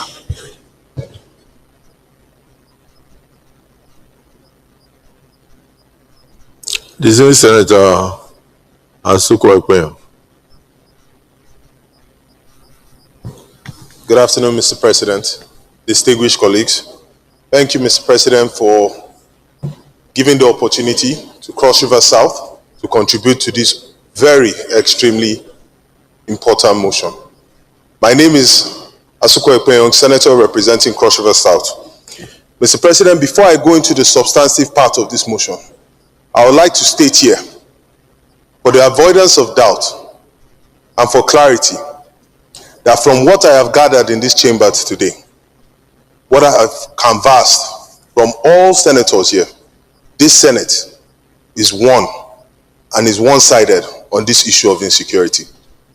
All 109 members of this Senate are on the same side, irrespective of tribe, religion, ethnicity, party, state of origin. And this Senate is committed to resolving this insecurity that has plagued this nation for over a decade. Mr. President, on to the substantive matter, the motion from Senator Ashiru. He mentioned various things during his motion, but three things stood out. One was when he selected or pointed out the local vigilante to commend them. Distinguished colleagues, security enforcement is most partly about intelligence gathering. Gathering of intelligence, analysis of intelligence, and disseminating this very intelligence. The local vigilantes are the grassroots. They live amongst the people, They dwell amongst the people. They live in rural areas and in forest communities, hunters, etc., farmers. We must find a way to integrate these local vigilantes into our security operations for communication and for effective networking. Number two, Your Excellency and distinguished colleagues, this has been addressed, but I feel it is extremely important and cannot be addressed enough. We as the Senate must identify and communicate to the people that elected us to be their voice.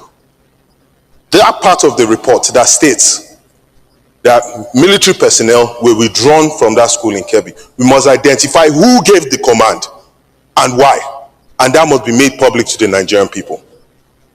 Finally, and also as important, just like the last speaker mentioned, there is need, as Senator Ashiru alluded to review the Nigerian firearm law.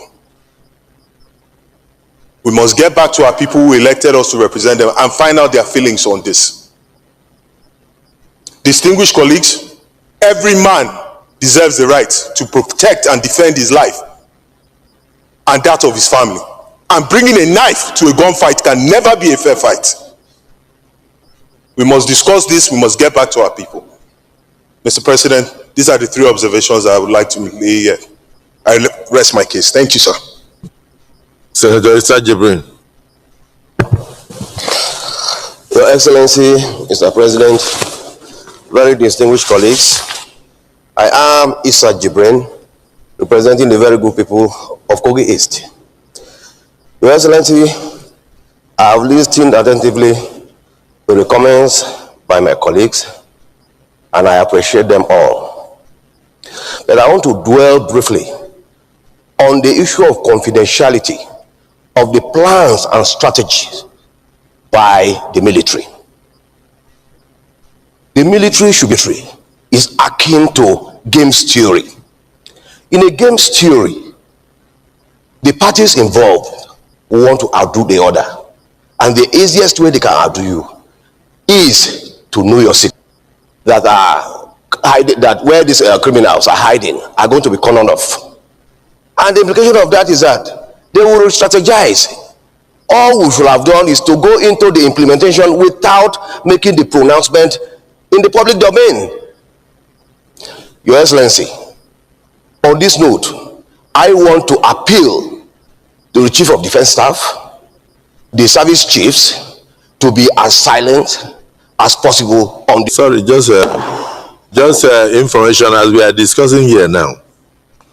Senator Garba has just shown me another video right now happening in Zaria. Today is 26th. Yeah. That is along Zaria Sokoto Highway. Today, now, the bullet was dropping. The bullets were dropping and on the road. The driver did not know and was still going, and the bullets were dropping. I hope he has been apprehended. So I use this opportunity to call on the Commissioner of Police in Kaduna State to quickly send a team to go and escort the trailer loaded with bullets. The bullets are dropping on the road. The people are crying. I think we should stop further discussion on this matter and go into the prayers. But there is a lot of work to be done. So there's no need to, whatever you are going to say, Senator Plank, these bullets that are dropping on the ground, we need to make a resolution on this now before the bullets find their way into the hands of the bandits. Are you going to say the bullets should not be okay? Don't say something now, because I don't want anybody to feel that it was shot out. Let's just use 30 seconds and say what you want to say, because these issues are too serious. And security really should not be discussed in the open like this. Yes, sir. But because of the peculiar circumstance that we have found ourselves. Look at it's here. Yes, sir. President of the Senate. Get the IG and send it to him, and then let him. President of the Senate, my distinguished colleagues. No protocol. Just say something. Yes, sir. I represent Bokos, Mangu, Pangshin, Kanke, and Kanam. and there is no way this issue is discussed, and people like my constituents that has been in this, that will not contribute one in my village and even kill my junior brother. Sir, I want us to watch at the sources of strength of the bandits. The sources of strength of the bandits, to me, kidnapping is one of the sources of fundraising for bandits. Because all the monies they normally get from kidnapping is to finance or buy weapons to come back as bandits. Then, sir, we are concerned about buying equipment. As much as we have equipment and a large number of our youths are unemployed, they will be the one that will ridicule the usage of the equipment. But if we sweep numerous numbers of the youths and get them engaged, employed as police, sir, the ratio of Nigeria to civilian ratio is 1 to 700. One policeman to 700 people. Most of our villages are empty. There is nobody around for you to really feel secured. We are thinking of vigilante. The vigilantes, at the end of my wish is that in as much as we are going to spend on equipment, we must sweep our youth and engage them as security. It will take away those that will volunteer to do this job. I believe that unemployment is another critical part. I believe also that kidnapping is another way of raising funds for bandits. I want to ask a representative of Plateau Central, I want to thank the president. Less bandits. This is the first time that we see government presence condoling with us. We lost a first-class chief some times ago. Nobody came. Up to date, we have traditional rulers that are kidnapped. Nobody comes around. But this time, this session of this regime, we have received sufficient empathy. I believe that if government will have empathy on victims, it will help to create. Before the prayer, let me hear from Senator Nenge. Mr. President, my name is Senator Abdul Ningi, and I represent Bauchi, Center of Bauchi State. Mr. President, this is not an interesting time in this country. And Mr. President, for those who follow social media, particularly the Senate Forum, when Onanuga, the president's spokesman, wrote that the president has canceled his trip to South Africa and Angola, I was the very first person to forward that to our forum, to our platform, and went ahead to say, this is the right thing and the proper thing, and therefore is commendable. If you're a Nigerian, and a decent Nigerian, and a patriotic Nigerian, and you think that does not matter, I think you need to question your patriotism. You need to question your citizenship. Mr. President, at this point in time, what we require is a collective concern. This is not a military regime. This is a democratic regime, where in the military you say the box stop on the table of the president. This is democracy. The box stop not only on the office at the desk of the president, the box also stopped on the table of the Senate president at the head of legislature. Now, following from what Sani Musa said, you see parliamentarians, the affects lawmaking body in Nigeria is the Senate. And Mr. President, you see us asking ourselves, looking for possible answers. Mr. President, the standing committees, were not created for ceremonies. The standing committees were created to answer some of the questions arising from what senators are asking. Mr. President, we cannot sit here and security committee accept the home truth. Mr. President, it's just like a mirror. You put a mirror in your front, you see yourself, breaking the mirror will not change that image.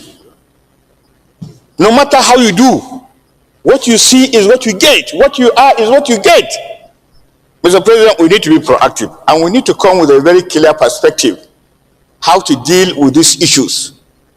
Mr. President, you and me discussed yesterday that the widow of late Uba said nobody talked to her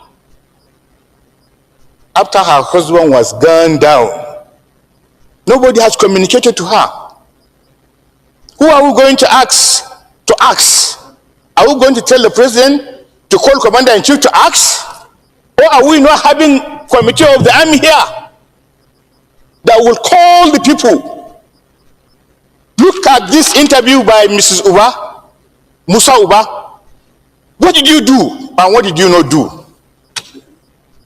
We learned from Governor of Kebbi State that officers were withdrawn. And we lament. Are we not having standing committees that are supposed to call these people? What did you do? And we keep passing the ball from Maradona to Pele. It is not going to work for us. Mr. President, just yesterday, 5 police officers, 3 of whom I know personally, were called broadly murdered in my constituency. What was the fault? They went to separate a fight between bandits and farmers. And these gentlemen were called brutally murdered.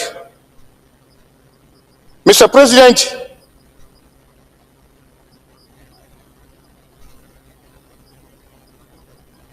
by your leave, I will have the honor to call the names of these officers. They were so brutally killed, not in the night. They were not carrying Spiro weapons. Only one of them was carrying AK-17. The other was carrying this thing. AK-47. AK-47. Only one of them, the DSP. And the names of these officers, I will call their names. This is the reality of Nigeria. Inspector Amahil Yunusa, killed. Inspector Idris Ahmad, killed. Corporal Isa Muazu, killed. In my constituency, local government Darazo. Mr. President, you can imagine the agony that these families are undergoing. Mr. President, in the time past, we are having some of the best military formations, military officers. We are having some of the best police officers, and police formation all across the globe. In fact, at a particular time, Major General Agwai got an outstanding honor as one of the best serving general in Africa. And today, Mr. President, did you ask yourself whether the Agwais and the Dambados of those years, and the Enjumas, several of them that are still alive, whether anybody has called, gentlemen, where did we miss it? Why were we the very best military country in Africa? Why were we the best police country in Africa? And why are we here? So it is a collective endeavor, Mr. President, and as long as we continue to see kidnapping as just a crime, we're not going anywhere, because kidnapping has so much been commercialized. People are leaving their jobs in cities and villages, and kidnapping now is one of the best paying jobs in Nigeria, all across. In fact, kidnapping now pays more than oil. Kidnapping pays more than sitting as a senator or sitting in the villa. And therefore, as lawmakers, what do we need to do? We now look at kidnapping and say we must amend our laws to say kidnapping is a terrorist act and must therefore be treated as such and must therefore carry the death penalty. And that is some of the ways we have to go. Mr. President, the entire security architecture of our country we need just to sit down. It is not about talking in plenary here. It is not talking about one committee or the other. We must be able to find out. It's not about just national security. Our office, with the understanding of the SP, must find a way in a situation like this, before we even peruse to the matter in details. We need to come here and we do some of these things that we only do it probably to appease our constituents, but the matter is not solved. Appeasing our constituency is just secondary. Getting peace is primary. People want to turn our country upside down, and we are looking at it as a joke. Day in, day out, a parliamentarian in Congress will make a whole contingent of federal government go there. Member of Congress, that is an equal of number of house. One person. Member of the subcommittee. Did you elect Trump? Did you elect him? The answer is no. As they are doing, we must also do. We are here because people elected us. And we are not answerable to any member of Congress, and we should not. But we can partner. We can partner. If they want to hear from us, they should hear from us. If we want to hear from them, we can hear from them. I've been to the Congress 3 times. I've been to UK Parliament 3 times. All on equal pedestal. Therefore, we must know our honor, our dignity. People will think that we have no standing. We have standing. We are the largest country in Africa and the biggest black nation on the face of this, and therefore leadership must be provided. Let's just look inward. Let's put our acts together, and then we dare any outside power. But we have to put our acts together. Where the leadership comes begging, we must make it right. Where they need to be commended, we must commend them. The Nigerian people we must inspire them to believe what we are saying. Every day we talk like this, we talk like this. You go to the media, you go to the press, there's all talk. And that is true. But we need to change these things. Mr. President, I pray that in one of the prayers, we'll give a 1-minute silence on behalf of these murdered police officers. I so submit. Senator Ndume. I'm Senator Ali Ndume from Borno South. Mr. President, I want to actually commend my colleagues for showing deep concern and extensively discussing this very, very important motion. Section 14.2 of the Constitution is for a very long time. This chamber, that is the Senate, should not be lamenting. As you said, should be looking for solution and making appropriate recommendation. Fortunately, this president is responsible in terms of the issues of insecurity as exhibited by cancelling his trip to G2. Add on what the former Senate President said, Senator Ahmed Lawan, on the way forward. I have been the chairman of Committee on Army in the 9th Senate. And during his leadership, we had, I think, 4 summits on this issue of security. Unfortunately, it didn't solve the problem that time. Recommendations were made and efforts were also made. Distinguished colleagues, let us use this opportunity to give the president or the leadership the necessary support in order to address this very serious problem of insecurity that is expanding to a level where government will sit down and negotiate with criminals or bandits or terrorists. The Nigerian Armed Forces and other security are not comfortable with blaming them. Nigerian Army, for example, is operating in almost 32 states as it is now. They are overstretched. They don't have the number. The whole of the Nigerian Army up to now are not up to 300,000. I'm the one. 177. Okay, it is the police that.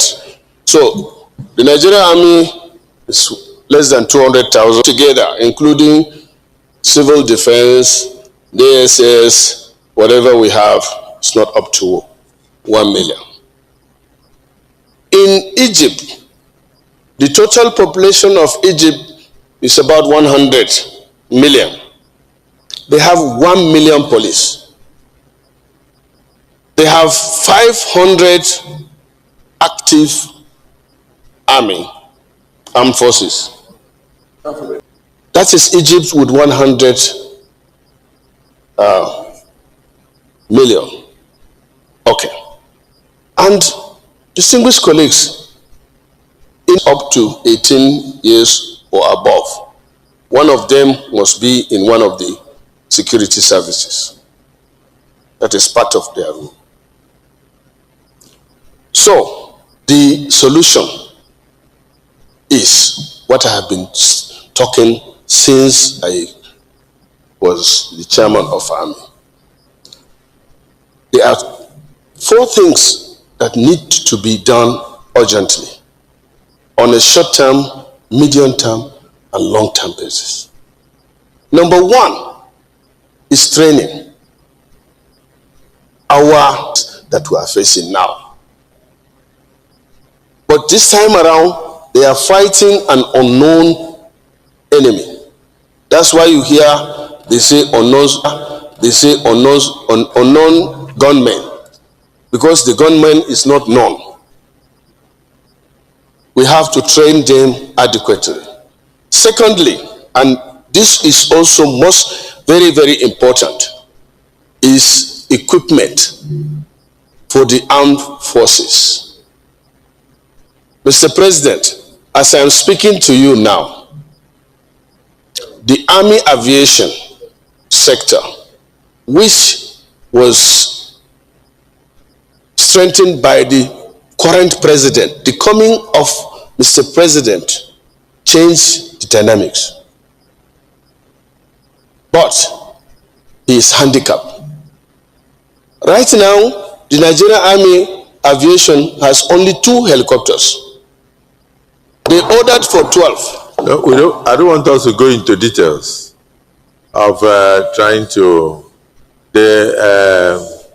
itemize what they have and what they don't have, because the security chiefs will still appear before us.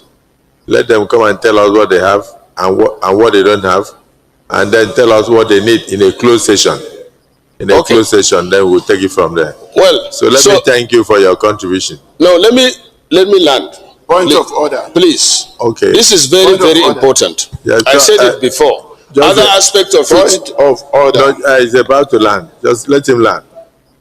Let him land. Other aspect of it, which is very of the armed forces and other security agents. As I told you last time, in Africa, where they have army, the whole of Africa, Nigeria's base salary for a private is second to the last. He doubled the salary. And do you know what? A private Nigerian army now is receiving 100,000. Their daily ration before was 1,500.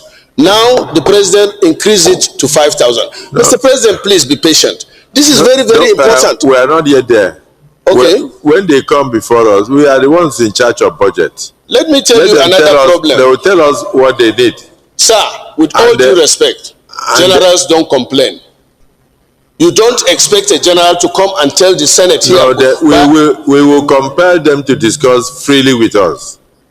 Please. They have their CNC. That should be the closed session. Let's not. Okay. Let's not so be it, Mr. President. Behind their back. So we should give the president the necessary support. Lastly, Mr. President, when we say get those kidnapped back, the only thing, to your knowledge, we have sir. I was a governor. I used to track criminals up to Kwara. Please don't go there. How did they even? I'm giving you information, Mr. President. Please. But I'm saying, we have 4 satellites. Nigeria has 4 satellites. And we don't have satellite coverage or surveillance 24 hours. We don't have it. The Distinguished Senator, can I thank you for your contributions? And please, that some of these details should be discussed in closed session. Very distinguished colleagues, with all due respect to distinguished Senator Ndume and all our colleagues, especially our ranking colleagues, who I know, Mr. President, you always 8 Rule 3. And if I have your permission, sir, I will read. Please proceed. Order 8/3 says 15 minutes before the time appointed for the under discussion, and unless an extension of time is moved, its resumption shall be appointed for such day as the senator in charge of such business shall name. And sub 3B deals with same subject matter at the committee level. So when a senator is actually on his feet making a point, it is not being rude, either on my part or on the part of a presiding officer, to stop such a senator for us to be able to move the motion for extension of time. Otherwise, order is sustained. Thank you, sir. Please proceed to move a motion for extension of time. Thank you, Mr. President. I rise pursuant to order 8/3 to move that our sitting time be extended beyond 3 p.m. to enable us deal with the critical issues on the floor. I so move. Minority Leader, of the crucial issues being discussed, that our time be extended beyond 3 p.m. Those in support say aye. Those against say nay. The ayes have it. Senator Sadiq, round off. Just the last. President, let me take the opportunity to quickly join my colleagues to thank the President and the state government for the efforts, and including the community leaders that led to the release of our children, both in Kwara, KB, and so on.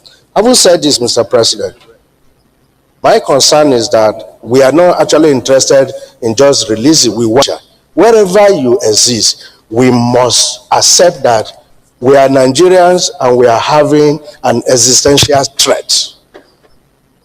All of us must come to that page, because that is the first stage of defeating our enemies.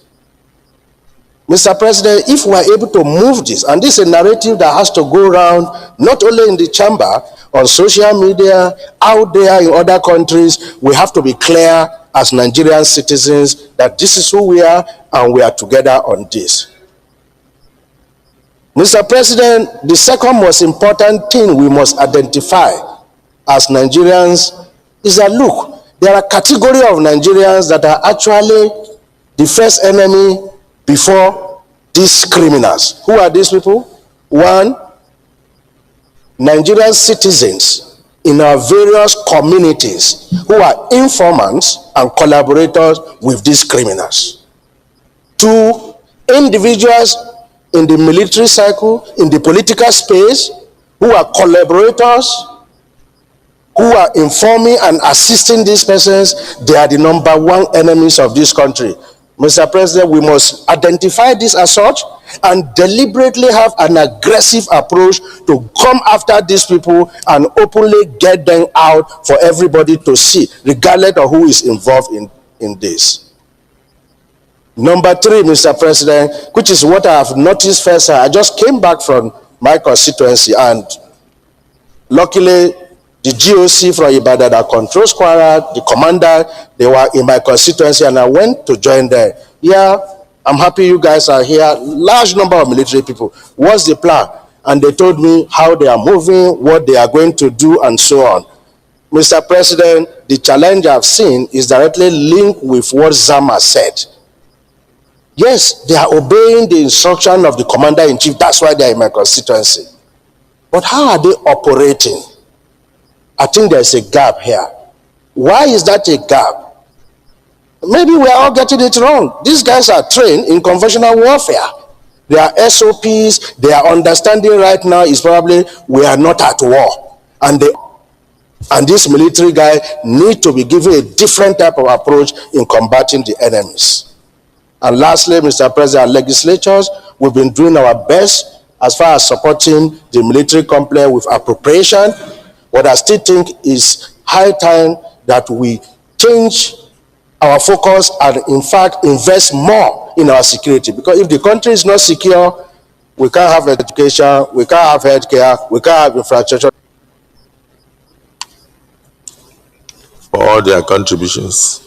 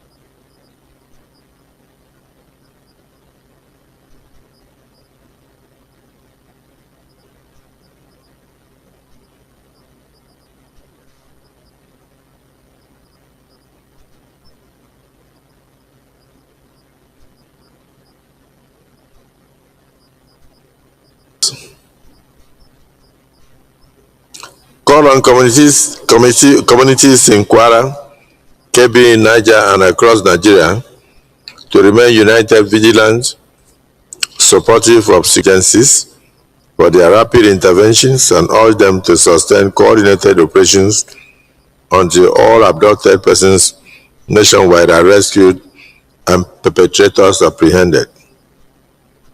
Urge the Federal Ministry of Works to commence immediate reconstruction of the Edofian Omu Aran Eruku Egbe Kabafera Highway. Mandate the Nigerian Army, Police, DSS, and Defense Intelligence Bureau to intensify intelligence-driven operations, including area surveillance, forest combing, cross-state collaboration, and community-based intelligence systems across Kwara, Kogi, Kebbi, Niger, and other hotspots in the country.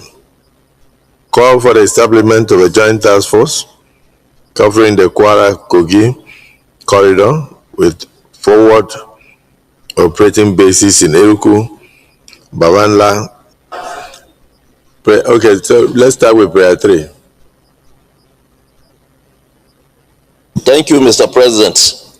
My amendment is that we should urge the Federal Ministry of Works to immediately commence the reconstruction of all federal highways within these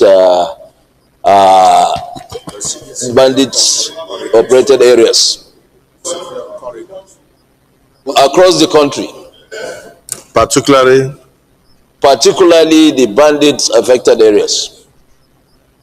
Any seconder? Yes, yes. Yes, Senator Izunaso. My name is Senator Osita Izunaso. I rise to second the motion, the amendment of the prayers as moved by Senator Sani Musa. I so second. The prayer has been reconstructed by Senator Sani Musa. Those in support of the amendment say aye. Those against say nay. The ayes have it. Prayer 5. Yes, Senator Garuba. Thank you very much, Senate President. Distinguished colleagues. Sir, last time when I came here, there was a forward operation base that was proposed and the land has been acquired in my district, but it has not taken off. So I want this prayer to include forward operation base in Wasagu town, for which land has been acquired. Constructed. Land has been acquired. Construct the prayer the way you want it. So that the army should. No. It says call for the establishment of a joint task force covering the Kwara-Kogi corridor with forward operating bases. Yes. In Eruku. Yes. Be at Eruku. Bambala, Okeru, and Isanlu. You want to add your own? Yes, and Wasagu. And Wasamu? Wasagu, sir.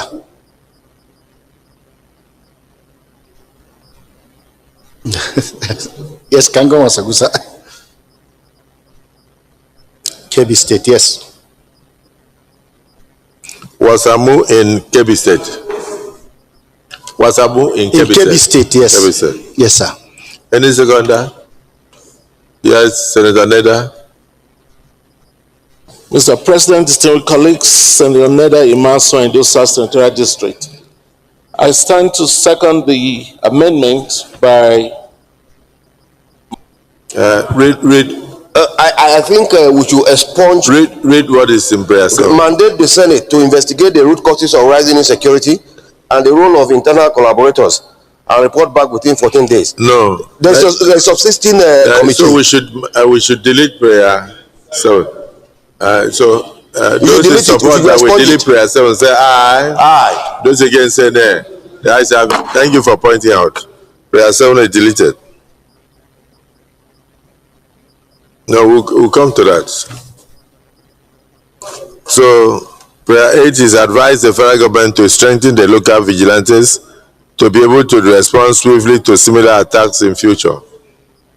This should also include a review of Nigerian firearms law to reflect the current security challenges, as we have over 175 countries where responsible citizens are permitted to own guns or to carry arms. Those in support of prayer 8 say aye. Those against say nay. The ayes have it. So prayer 9, mandate the Senate to investigate the sudden withdrawal of military personnel from the Kebbi school shortly before the bandits' invasion and to report back urgently. Amendment, yes, Senator Binus Yaro. Thank you, Mr. President, distinguished colleagues. Binus Yaro, Adama South. Amended to read, constitute an ad hoc committee or mandate a particular committee of the Senate, sir. I saw. Any seconder? Yes, distinguished Senator Ndume.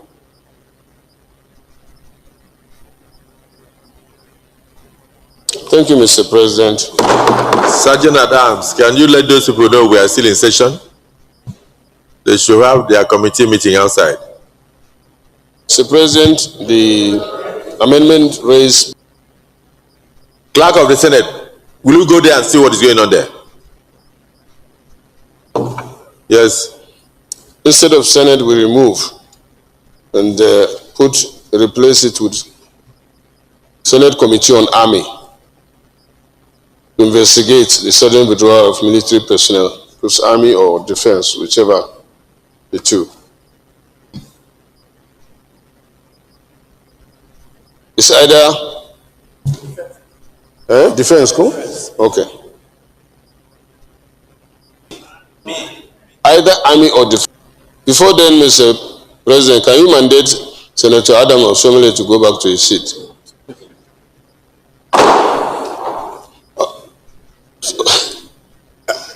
It's mandated. Okay. So the amendment is in addition to that, Senate Committee, we just add Senate Committee on Defense and Army to investigate. No, even General Affairs also involved.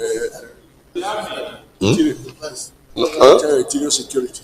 No, if it is internal affairs, is to investigate your movement to the Senate President and coming back. I went to report the matter goes out. You see, internal. Now you are next line. You own it. Okay, thank you. Mr. President, can I have your attention?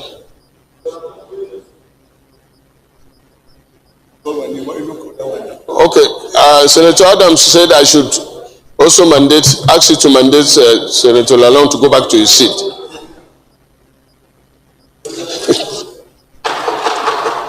And let me use this opportunity, sir, to say that in my constituency 2 days ago too, 12 girls have been abducted up to now. We don't know their whereabouts. In your constituency? In my constituency in Huyum, 13 of them were abducted.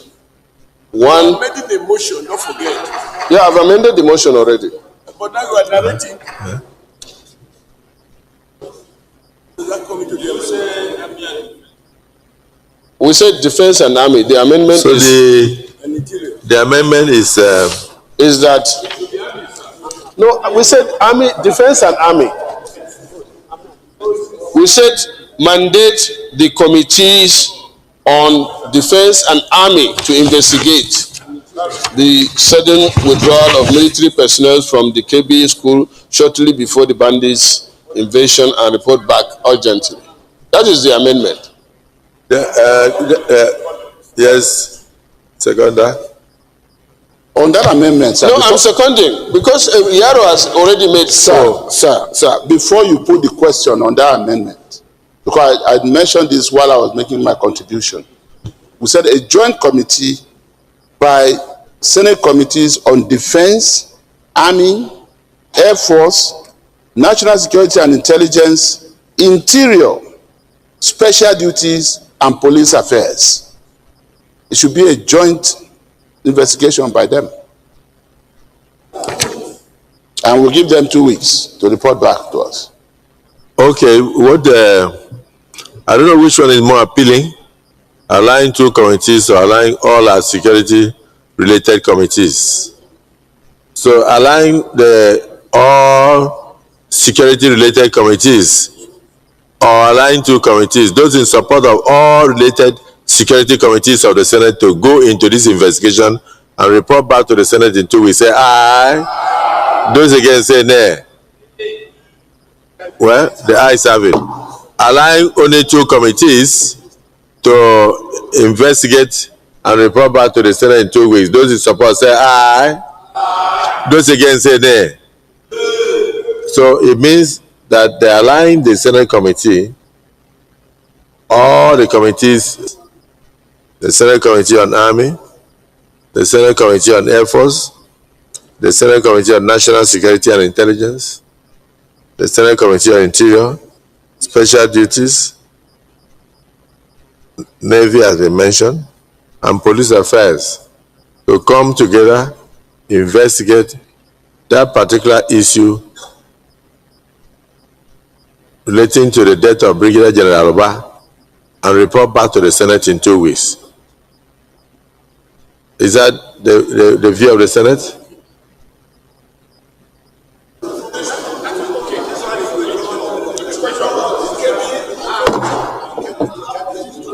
And oh yeah, sorry, the withdrawal of the soldiers from the school that they had credible intelligence on and come back to tell us they should go.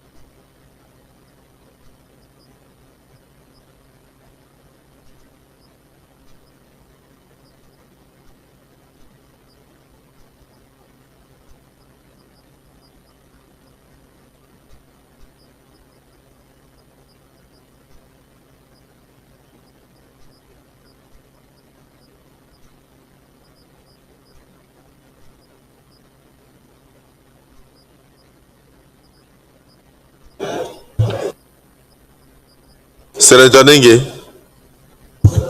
Mr. President, Abdul Ningi, Bauchi Central. Mr. President, I also move to add that the joint committees do also handle the circumstances surrounding. That was actually what I had in mind when I was moving for amendment of that prayer. So now that it has come, my name is Osita Naso. I want to second the motion ably moved by Senator Ningi that the circumstances surrounding the death of Brigadier General Musa, the killing, be also added to the assignment given to the committees. I so second, Mr. President. Distinguished colleagues, the committees on our joint committees on security related matters in the Senate will investigate the circumstances leading to the withdrawal of soldiers from the school in Kebbi few minutes before the bandits struck, and the bandits had a field day for over 2 hours to operate, even when there was credible intelligence. Therefore, the Senate wants to get into the root of it, and so all these related committees are to go into the matter and then report back to the Senate in 2 weeks. Distinguished Senator Ningi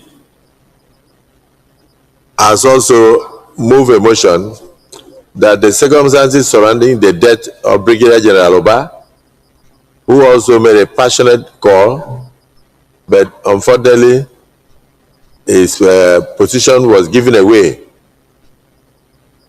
through electronic media that led to the bandits killing him, that should be added to this committee to investigate and bring back. So 2 major issues that worry us, and their recommendations to be taken very seriously.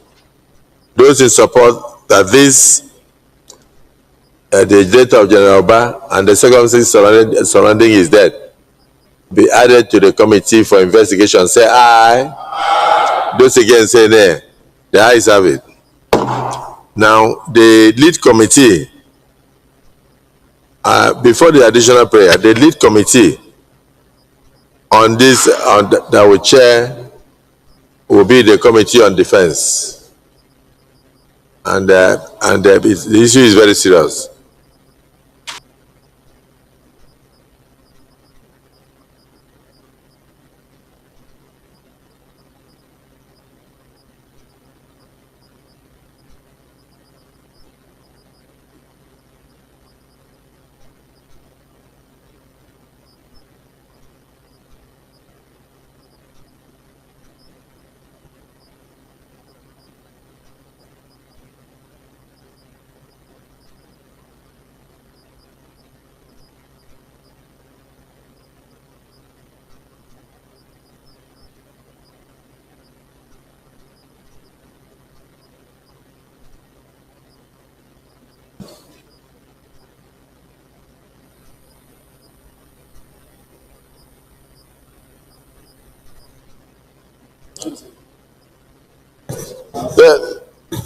Your Excellency, distinguished colleagues, I rise to propose that as an additional prayer, the Senate should urge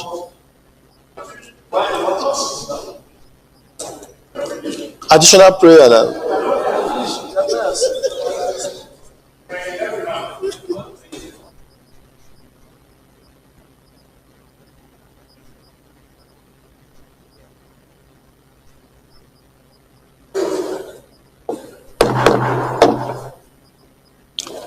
Prayer 10. Resolved that the Senate undertakes a diplomatic engagement with the United States of America and other allied nations' parliaments to strengthen cooperation and intelligence sharing, counter-terrorism training, and technological support in addressing Nigeria's security challenges. Those in support of prayer 10 say aye. Aye. Those against say nay. The ayes have it. Prayer 11, observe a 2-minute silence in memory of the departed souls of the amendment. Yes. Amendment, Senator Ani. Speak on behalf of people of Ebonyi South. The amendment should read, observe a technical error. Both grammatical and the substance. I said the amendment should read, observe a 1-minute silence in memory of the departed souls. I so move. Any seconder? Yes, Mr. President, I'm here. Okay. Thank you very much, Mr. President. I want to second that motion moved by Senator Ani. It is not the duration, but it is the symbolism of it. 1 minute silence, not how long it is. So I hereby second the motion as moved by him. Thank you. The motion has been moved and seconded that we refer to the amendment made by distinguished Senator Antoniani, that we observe a 1-minute silence in memory of the departed souls. Yes. Okay, but we take this first. Those in support of the prayer as amended say aye. Aye. Those against say nay. The ayes are. Yes, this is Senator Lawan. Mr. President, distinguished colleagues, Mr. President, you have listened to various submissions by our colleagues. And this is one of our best sessions on a very important topic and issue in the country. I feel, and that is the additional prayer, that the leadership of the Senate should be mandated to go and meet with Mr. President and brief him on these issues that our colleagues have raised and our resolutions. Otherwise, these resolutions will go through the normal channel of the CNA, SGF, and so on. And these are issues that are time-bound and time-constrained. So I want to propose that brief him on the resolutions and the views of the senators of the Federal Republic of Nigeria. Thank you very much, Mr. President. Any seconder? Yes. Distinguished Senator Sani Musa.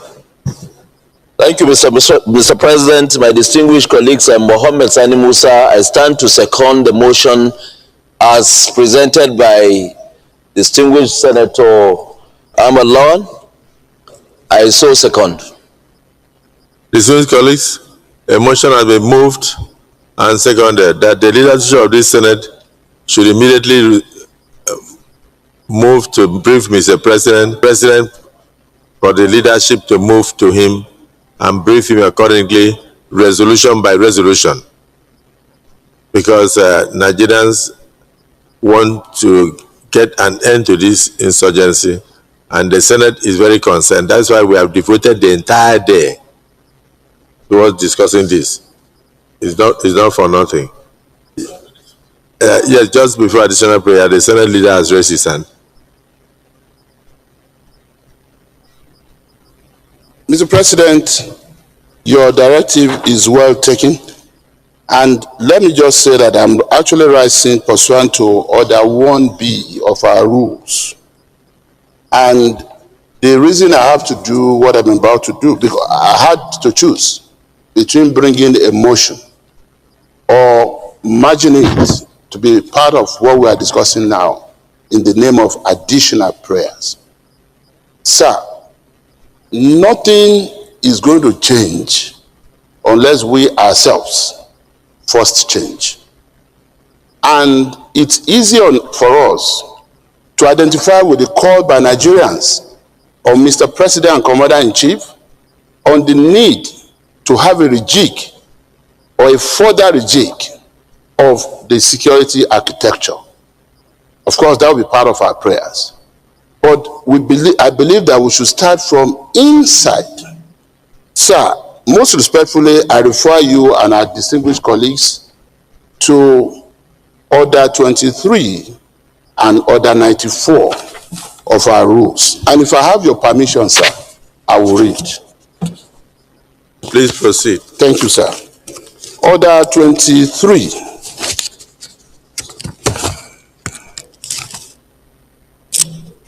Sorry.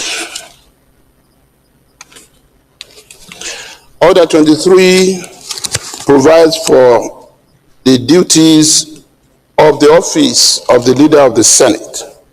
But specifically, I refer to Order 23(2)D, which says the leader of the Senate shall liaise with committee chairmen and other functionaries of the Senate. More importantly, sir, Order 94, sub 4. Order 94 of our rules says, Order 94(4) says, all committee appointments shall be subject to periodic reviews.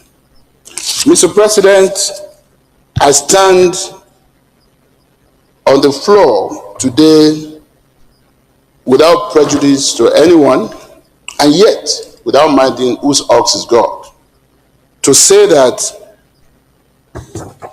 the relevant provisions in our rule book, that committees should give reports of activities, were not placed in our rules for nothing.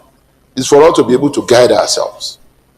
And we cannot be talking on matters of insecurity almost on a daily basis without our standing committee on national security and intelligence having, I am standing, sir, to make four.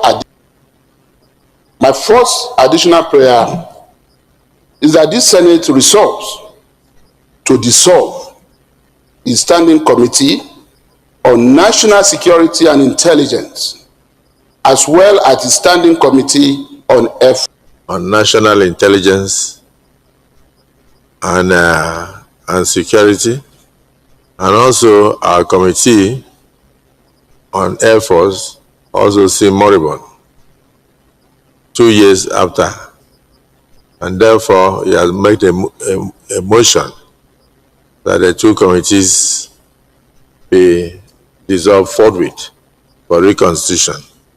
Minority Leader. Thank you, Mr. President. Very distinguished colleagues. In line with the seriousness of what we have been discussing since morning, and the need to be very proactive and face the challenges, I want to support the motion ably moved by the Senate President, Senate Leader, that we take the action suggested. As a second. Distinguished colleagues, those in support that there are standing committees on national security and intelligence and the standing committee on Air Force be dissolved forthwith for reconstitution in the next 1 week. Those in support say aye. Those against say nay. The ayes have it.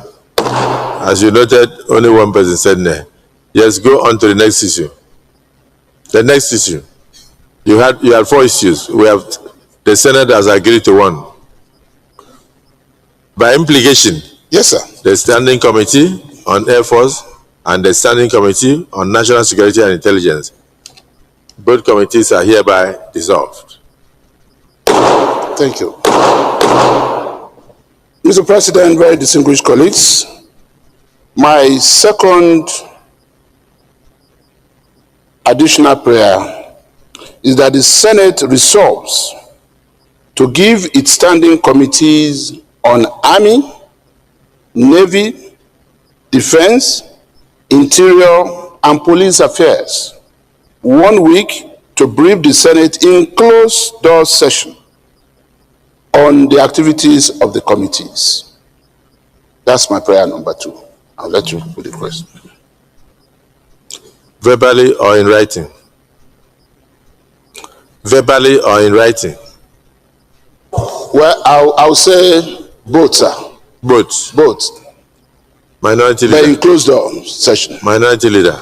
Mr. President, colleagues, the motion moved by the Senate leader and seconded by the minority leader goes as follows: that our standing committees on the Army, Navy, Civil Defense, Defense, Interior, and Police Affairs are hereby given 1 week within which to brief the Senate on the activities, which of course will add to or minimize insecurity within 1 week in closed session. Amendment. Yes. Mr. President, with all due respect, we know what is our problem. I want the amendment. I don't want a debate. That amendment should include all committees of the Senate. All committees of the Senate. All committees. Yes, to bring their report before the Senate, because we have not been doing that. No, I'm saying that you can also add that as additional prayer. But this, because of the urgency of the security situation, because of the urgency of the security situation of the nation, we are employing our committees relating to security to ensure that they brief this Senate on the activities of their committees within 1 week. And then the rest within 1 month. And then you can also bring the other one up. No, that's what I said. And then the rest should bring their report within 1 month. Okay, well, I can add the two. Okay. So what he's saying is that while the committees relating to security, those that have not been dissolved yet, should brief the Senate within 1 week in closed session. All other committees of the Senate, all standing committees, should use 1 month to also bring in their reports. But I think that should be in writing. You understand? So any seconder? So the Senator Oshimole. I rise to support. My name is Adam Saliu Eric Oshimole. I represent the great people of Edo North. I rise to support the additional prayer by distinguished Senator Ndume to the effect that all other committees should submit their report both in writing and explain them to the Senate within 1 month. I so second, Mr. President. Distinguished committees, distinguished colleagues, the motion has been moved and seconded. An additional an amendment has been proposed by distinguished Senator Alin Dume, and that amendment has been seconded by distinguished Senator Adam Oshimole, that whilst the committees relating to security, as listed, should within 1 week brief this Senate on the activities of their committees, all other committees should within 1 month submit their reports to the Senate for us to be conversant with the works they are doing within 1 month. Those in support of the amendment as proposed, say aye. Because it's been seconded. Those in support of the amendment that we receive from security committees in 1 week and also receive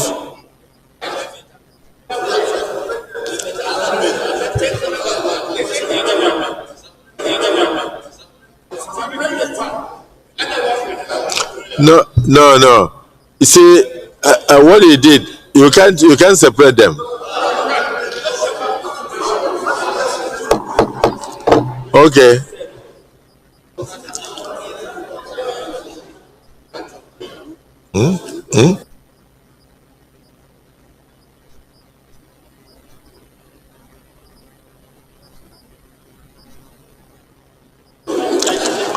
Distinguished colleagues,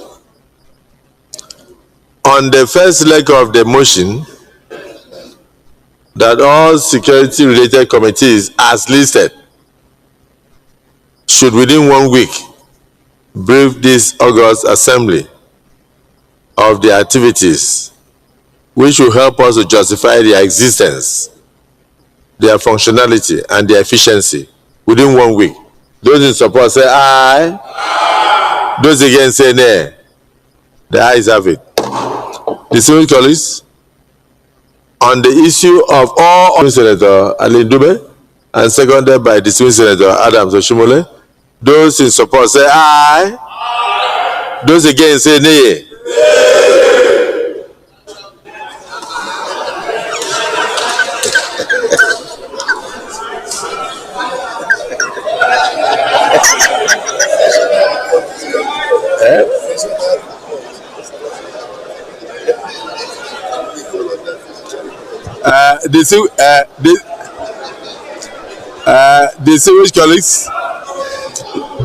Distinguished colleagues, my ears are very good, so I can hear, and therefore the nays have it. President, Mr. President, very distinguished colleagues. Sorry, sir. Order, please. Order, please. Mr. President, very distinguished colleagues, we have done 2 out of the 4 additional we have to do with the executive arm. And I will take the 2 together so that everybody will understand. Additional prayer number 3, that this Senate stands with Mr. President and Commander-in-Chief of the Armed Forces of the Federal Republic of Nigeria on his determination to decisively address and resolve the insecurity challenges undermining the safety of Nigerians and the security and unity of the Federal Republic of Nigeria. And 4, that the Senate identifies with the popular call by well-meaning Nigerians on the President and Commander-in-Chief of the Armed Forces. Any seconder? Senator Mangunu. Mr. President, distinguished senators, my name is Mohamed Tahir Monguno. I represent Borno Senatorial District. I beg to second. Distinguished colleagues. Amendment.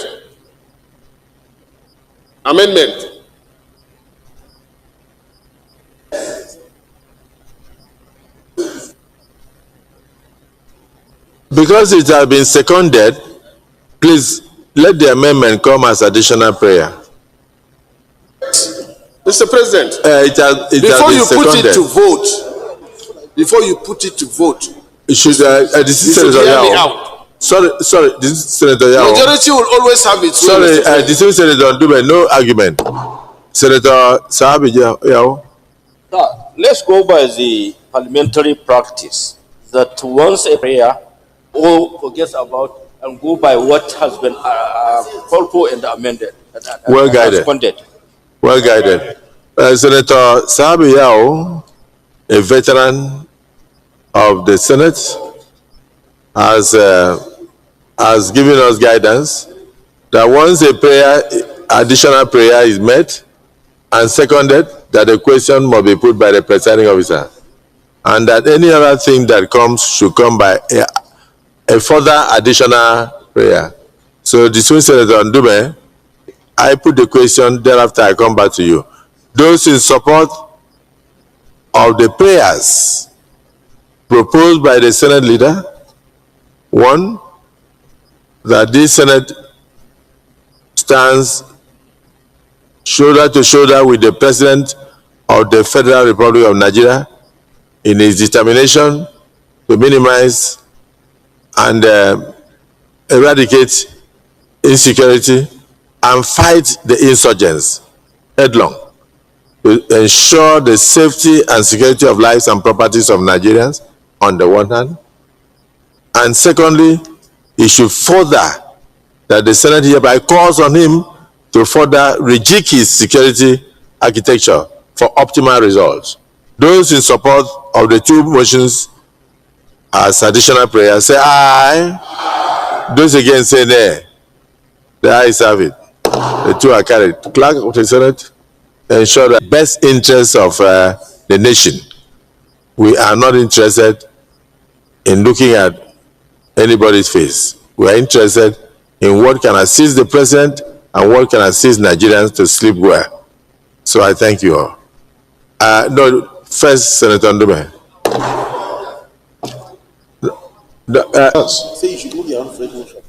Mr. President, the additional motion or the amendment I wanted has already been overtaken by event because the gavel is down.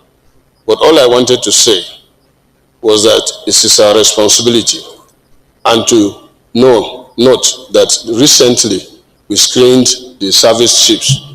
That is the rejigging of the leadership, where the president, after seeing what is happening, felt that the leadership of the armed forces should be changed. So I don't understand what the Senate is now saying, sending the message to Mr. President to do what again? To rejig the Senate leadership, the armed forces leadership, or to tell him, I agree with the first prayers, but the second one is my concern. The president needs to be supported by this Senate, even if we have to, that the Nigerian armed forces and other security agencies lack the equipment they need in order to execute this assignment. The Swing Senator Ndume, your submissions are noted. It didn't start in your time, it started in Ndume's time. So you have the floor. You have the floor. Sir, Your Excellency, my additional prayer is, in the light of the insecurity we are facing now, I want to call on the activation of what they call the reserve bench in the military or paramilitary apparatus, if there is, because it is within the next 6 or 9 months. And if we've not been practicing that, then the security agencies and the military apparatus or the armed forces should start implementing their reserve quota. Additional prayer, sir. Yes. Any seconder? Yes, Senator Garba. Thank you very much, the Senate President and distinguished colleagues. I rise to support the motion, to second the motion, ably moved by Senator Mustafa, the Turakin of Ilori, that the armed forces should activate the reserve bench so that this fight against security can start in earnest and immediately. I so second. Yes. Distinguished colleagues, the motion has been moved and seconded that the reserve bench or reserve insurgency. So, we don't have it.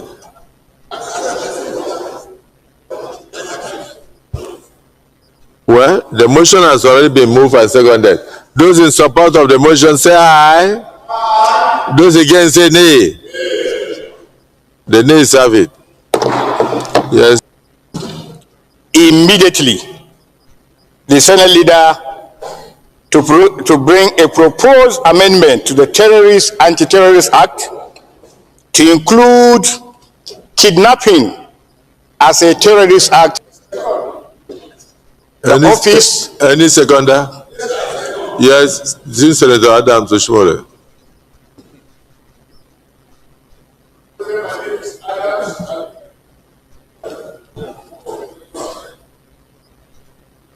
My name is Adam Saliu Eric Oshimole. I represent an appropriate legal system that the offense of kidnapping should carry death penalty for which no judge shall have power of any discretion.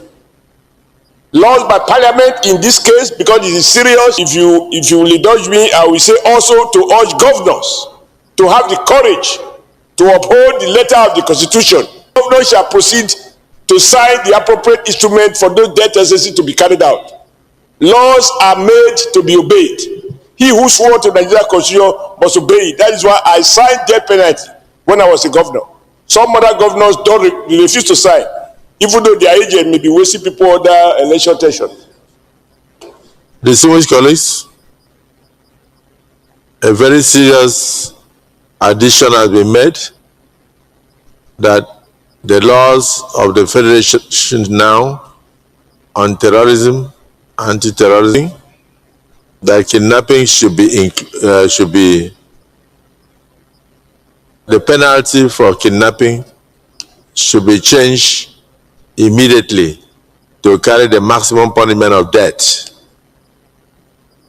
This has also been seconded, that henceforth kidnapping should first be classified as a terrorist act and which should carry death penalty. It is not up to any judge. Once the offense of kidnapping is established, the death penalty must follow. There is no discretion as to what kind of punishment should be given, that the judiciary should adhere. So let me put the question.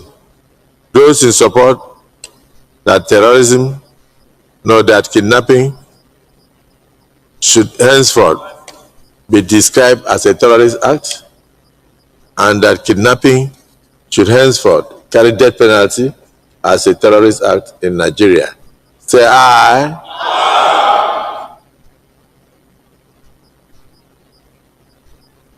He is saying we have to pass the law. And he's guiding, that's what he said, that the Senate leader should bring. There is a law, there is a law. There is a law. He's saying that we should register. He's not talking from his seat. He cannot talk there. Sadi cannot talk there. Sadi, you cannot talk there.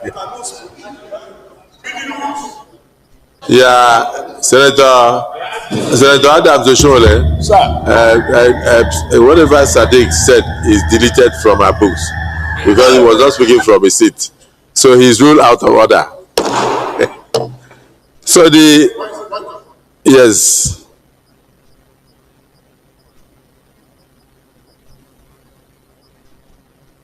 Our rules, our order paper on rules of debate defines the role of everyone, including that of the Senate leader and the Senate President and Deputy Senate President. And it says the Senate leader or anyone acting on his behalf is in the room. I invited distinguished Senator Sadiq to come and stand in for me, which he did. So my motion is that what he said be not deleted from the record of our proceedings. I so move, sir. Well, the good thing is that Sadiq said nothing.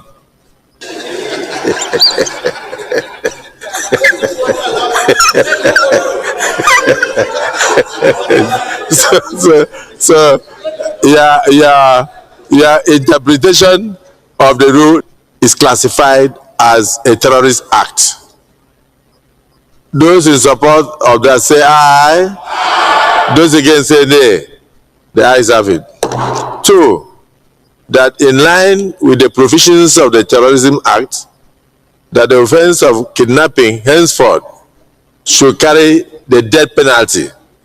Those in support that we should reject, that the leader of the Senate should bring an amendment to the act to ensure that the offense of kidnapping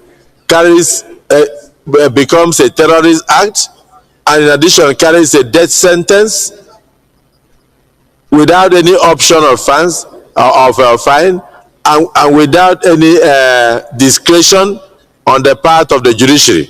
Those in support say aye, and those against say nay. The ayes have it. So henceforth, the leader of the Senate, in the shortest possible number of days, please bring an amendment that Nigeria will henceforth classify kidnapping as a terrorist act, and also classify kidnapping being a terrorist act should now carry death sentence without option of fine. Is that the view of the Senate? Those in support say aye. Those against say nay. The ayes have it. I think we have so that we don't water down the very crucial decisions we have made today. I want to thank all distinguished senators, because the events of the last few weeks have been very disturbing, both to all Nigerians, to the international community, and even to our children in the diaspora. That the Senate has risen to the occasion today by spending a whole day to discuss this issue, by taking necessary steps today to strengthen Mr. President and strengthen the security apparatus of the nation, is something very commendable. So I want to congratulate all of you and thank you for rising to the occasion, and hope that our resolutions and all our amendments would lead to better security for this nation. Can we now rise to observe 1 minute silence for all those who unfortunately lost their lives in the last few days of marathon kidnapping and terrorist acts in our nation? I want you to help me.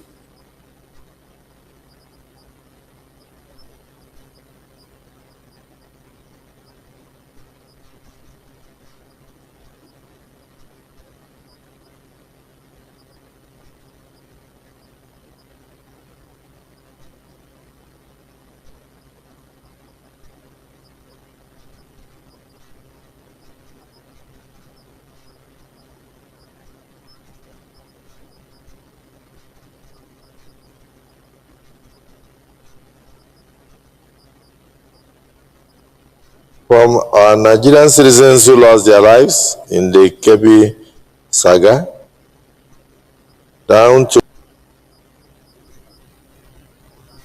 in their efforts to secure their nation, to all those who have recently lost their lives as a result of the marathon attack by insurgents, terrorists, and bandits on schools and homes and communities in Nigeria, we collectively pray that their souls find repose in the hands of Almighty God.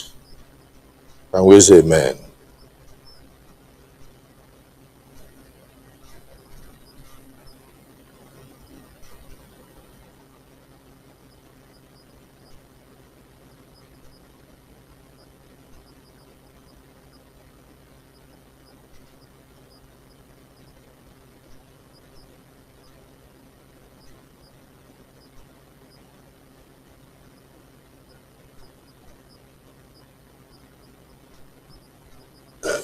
Just a presidential announcement.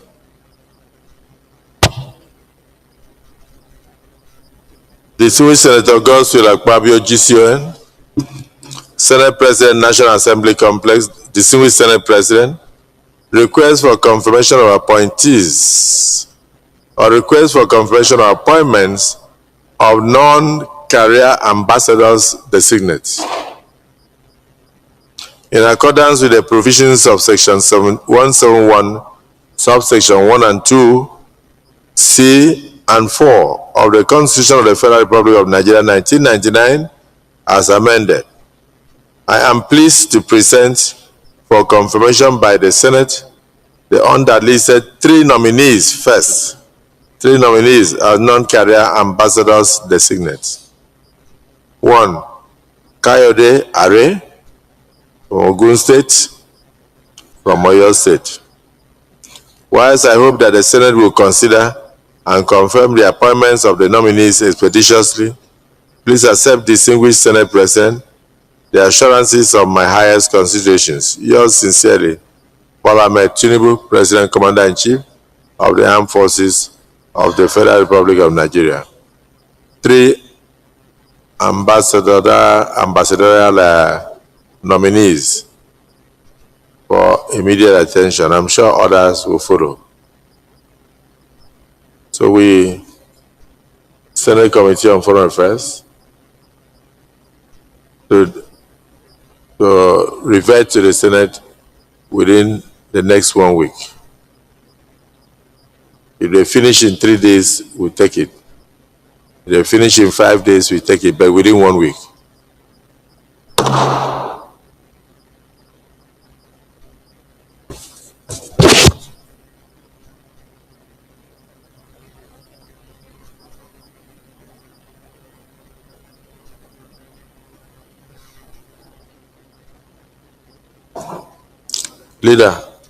Leader of the Senate, approach the chair.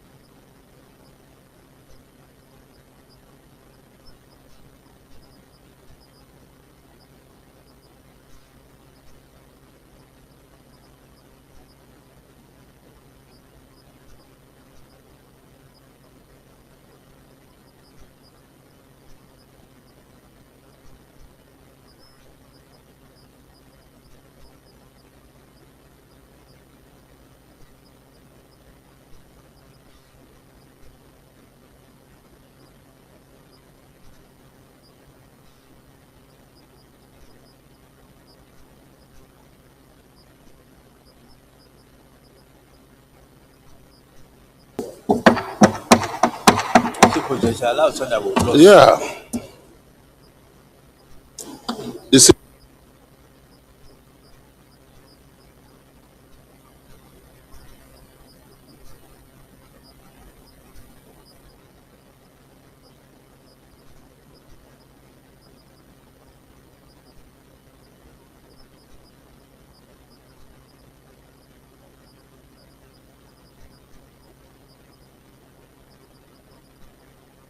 Leader of the Senate, mood of the Senate.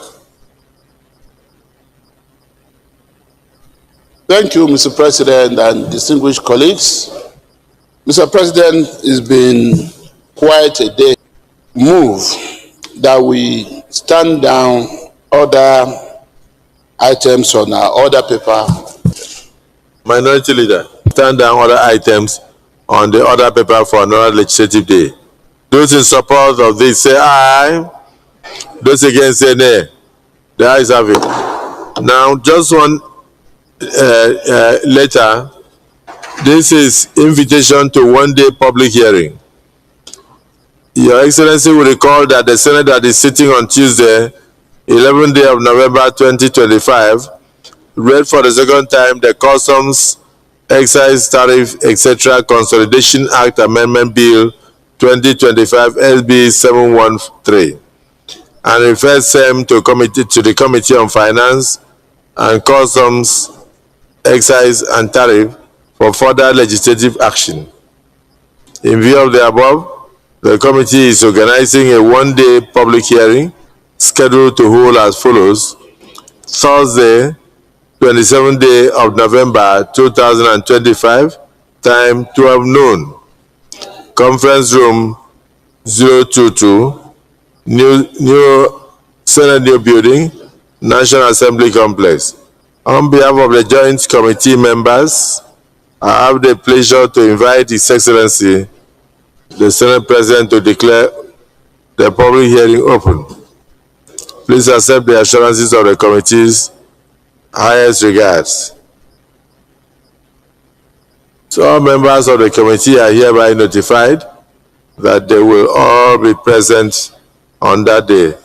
This is signed by Senator Mohammed Sani Musa, Clerk of the Senate. Items for the day to the seat.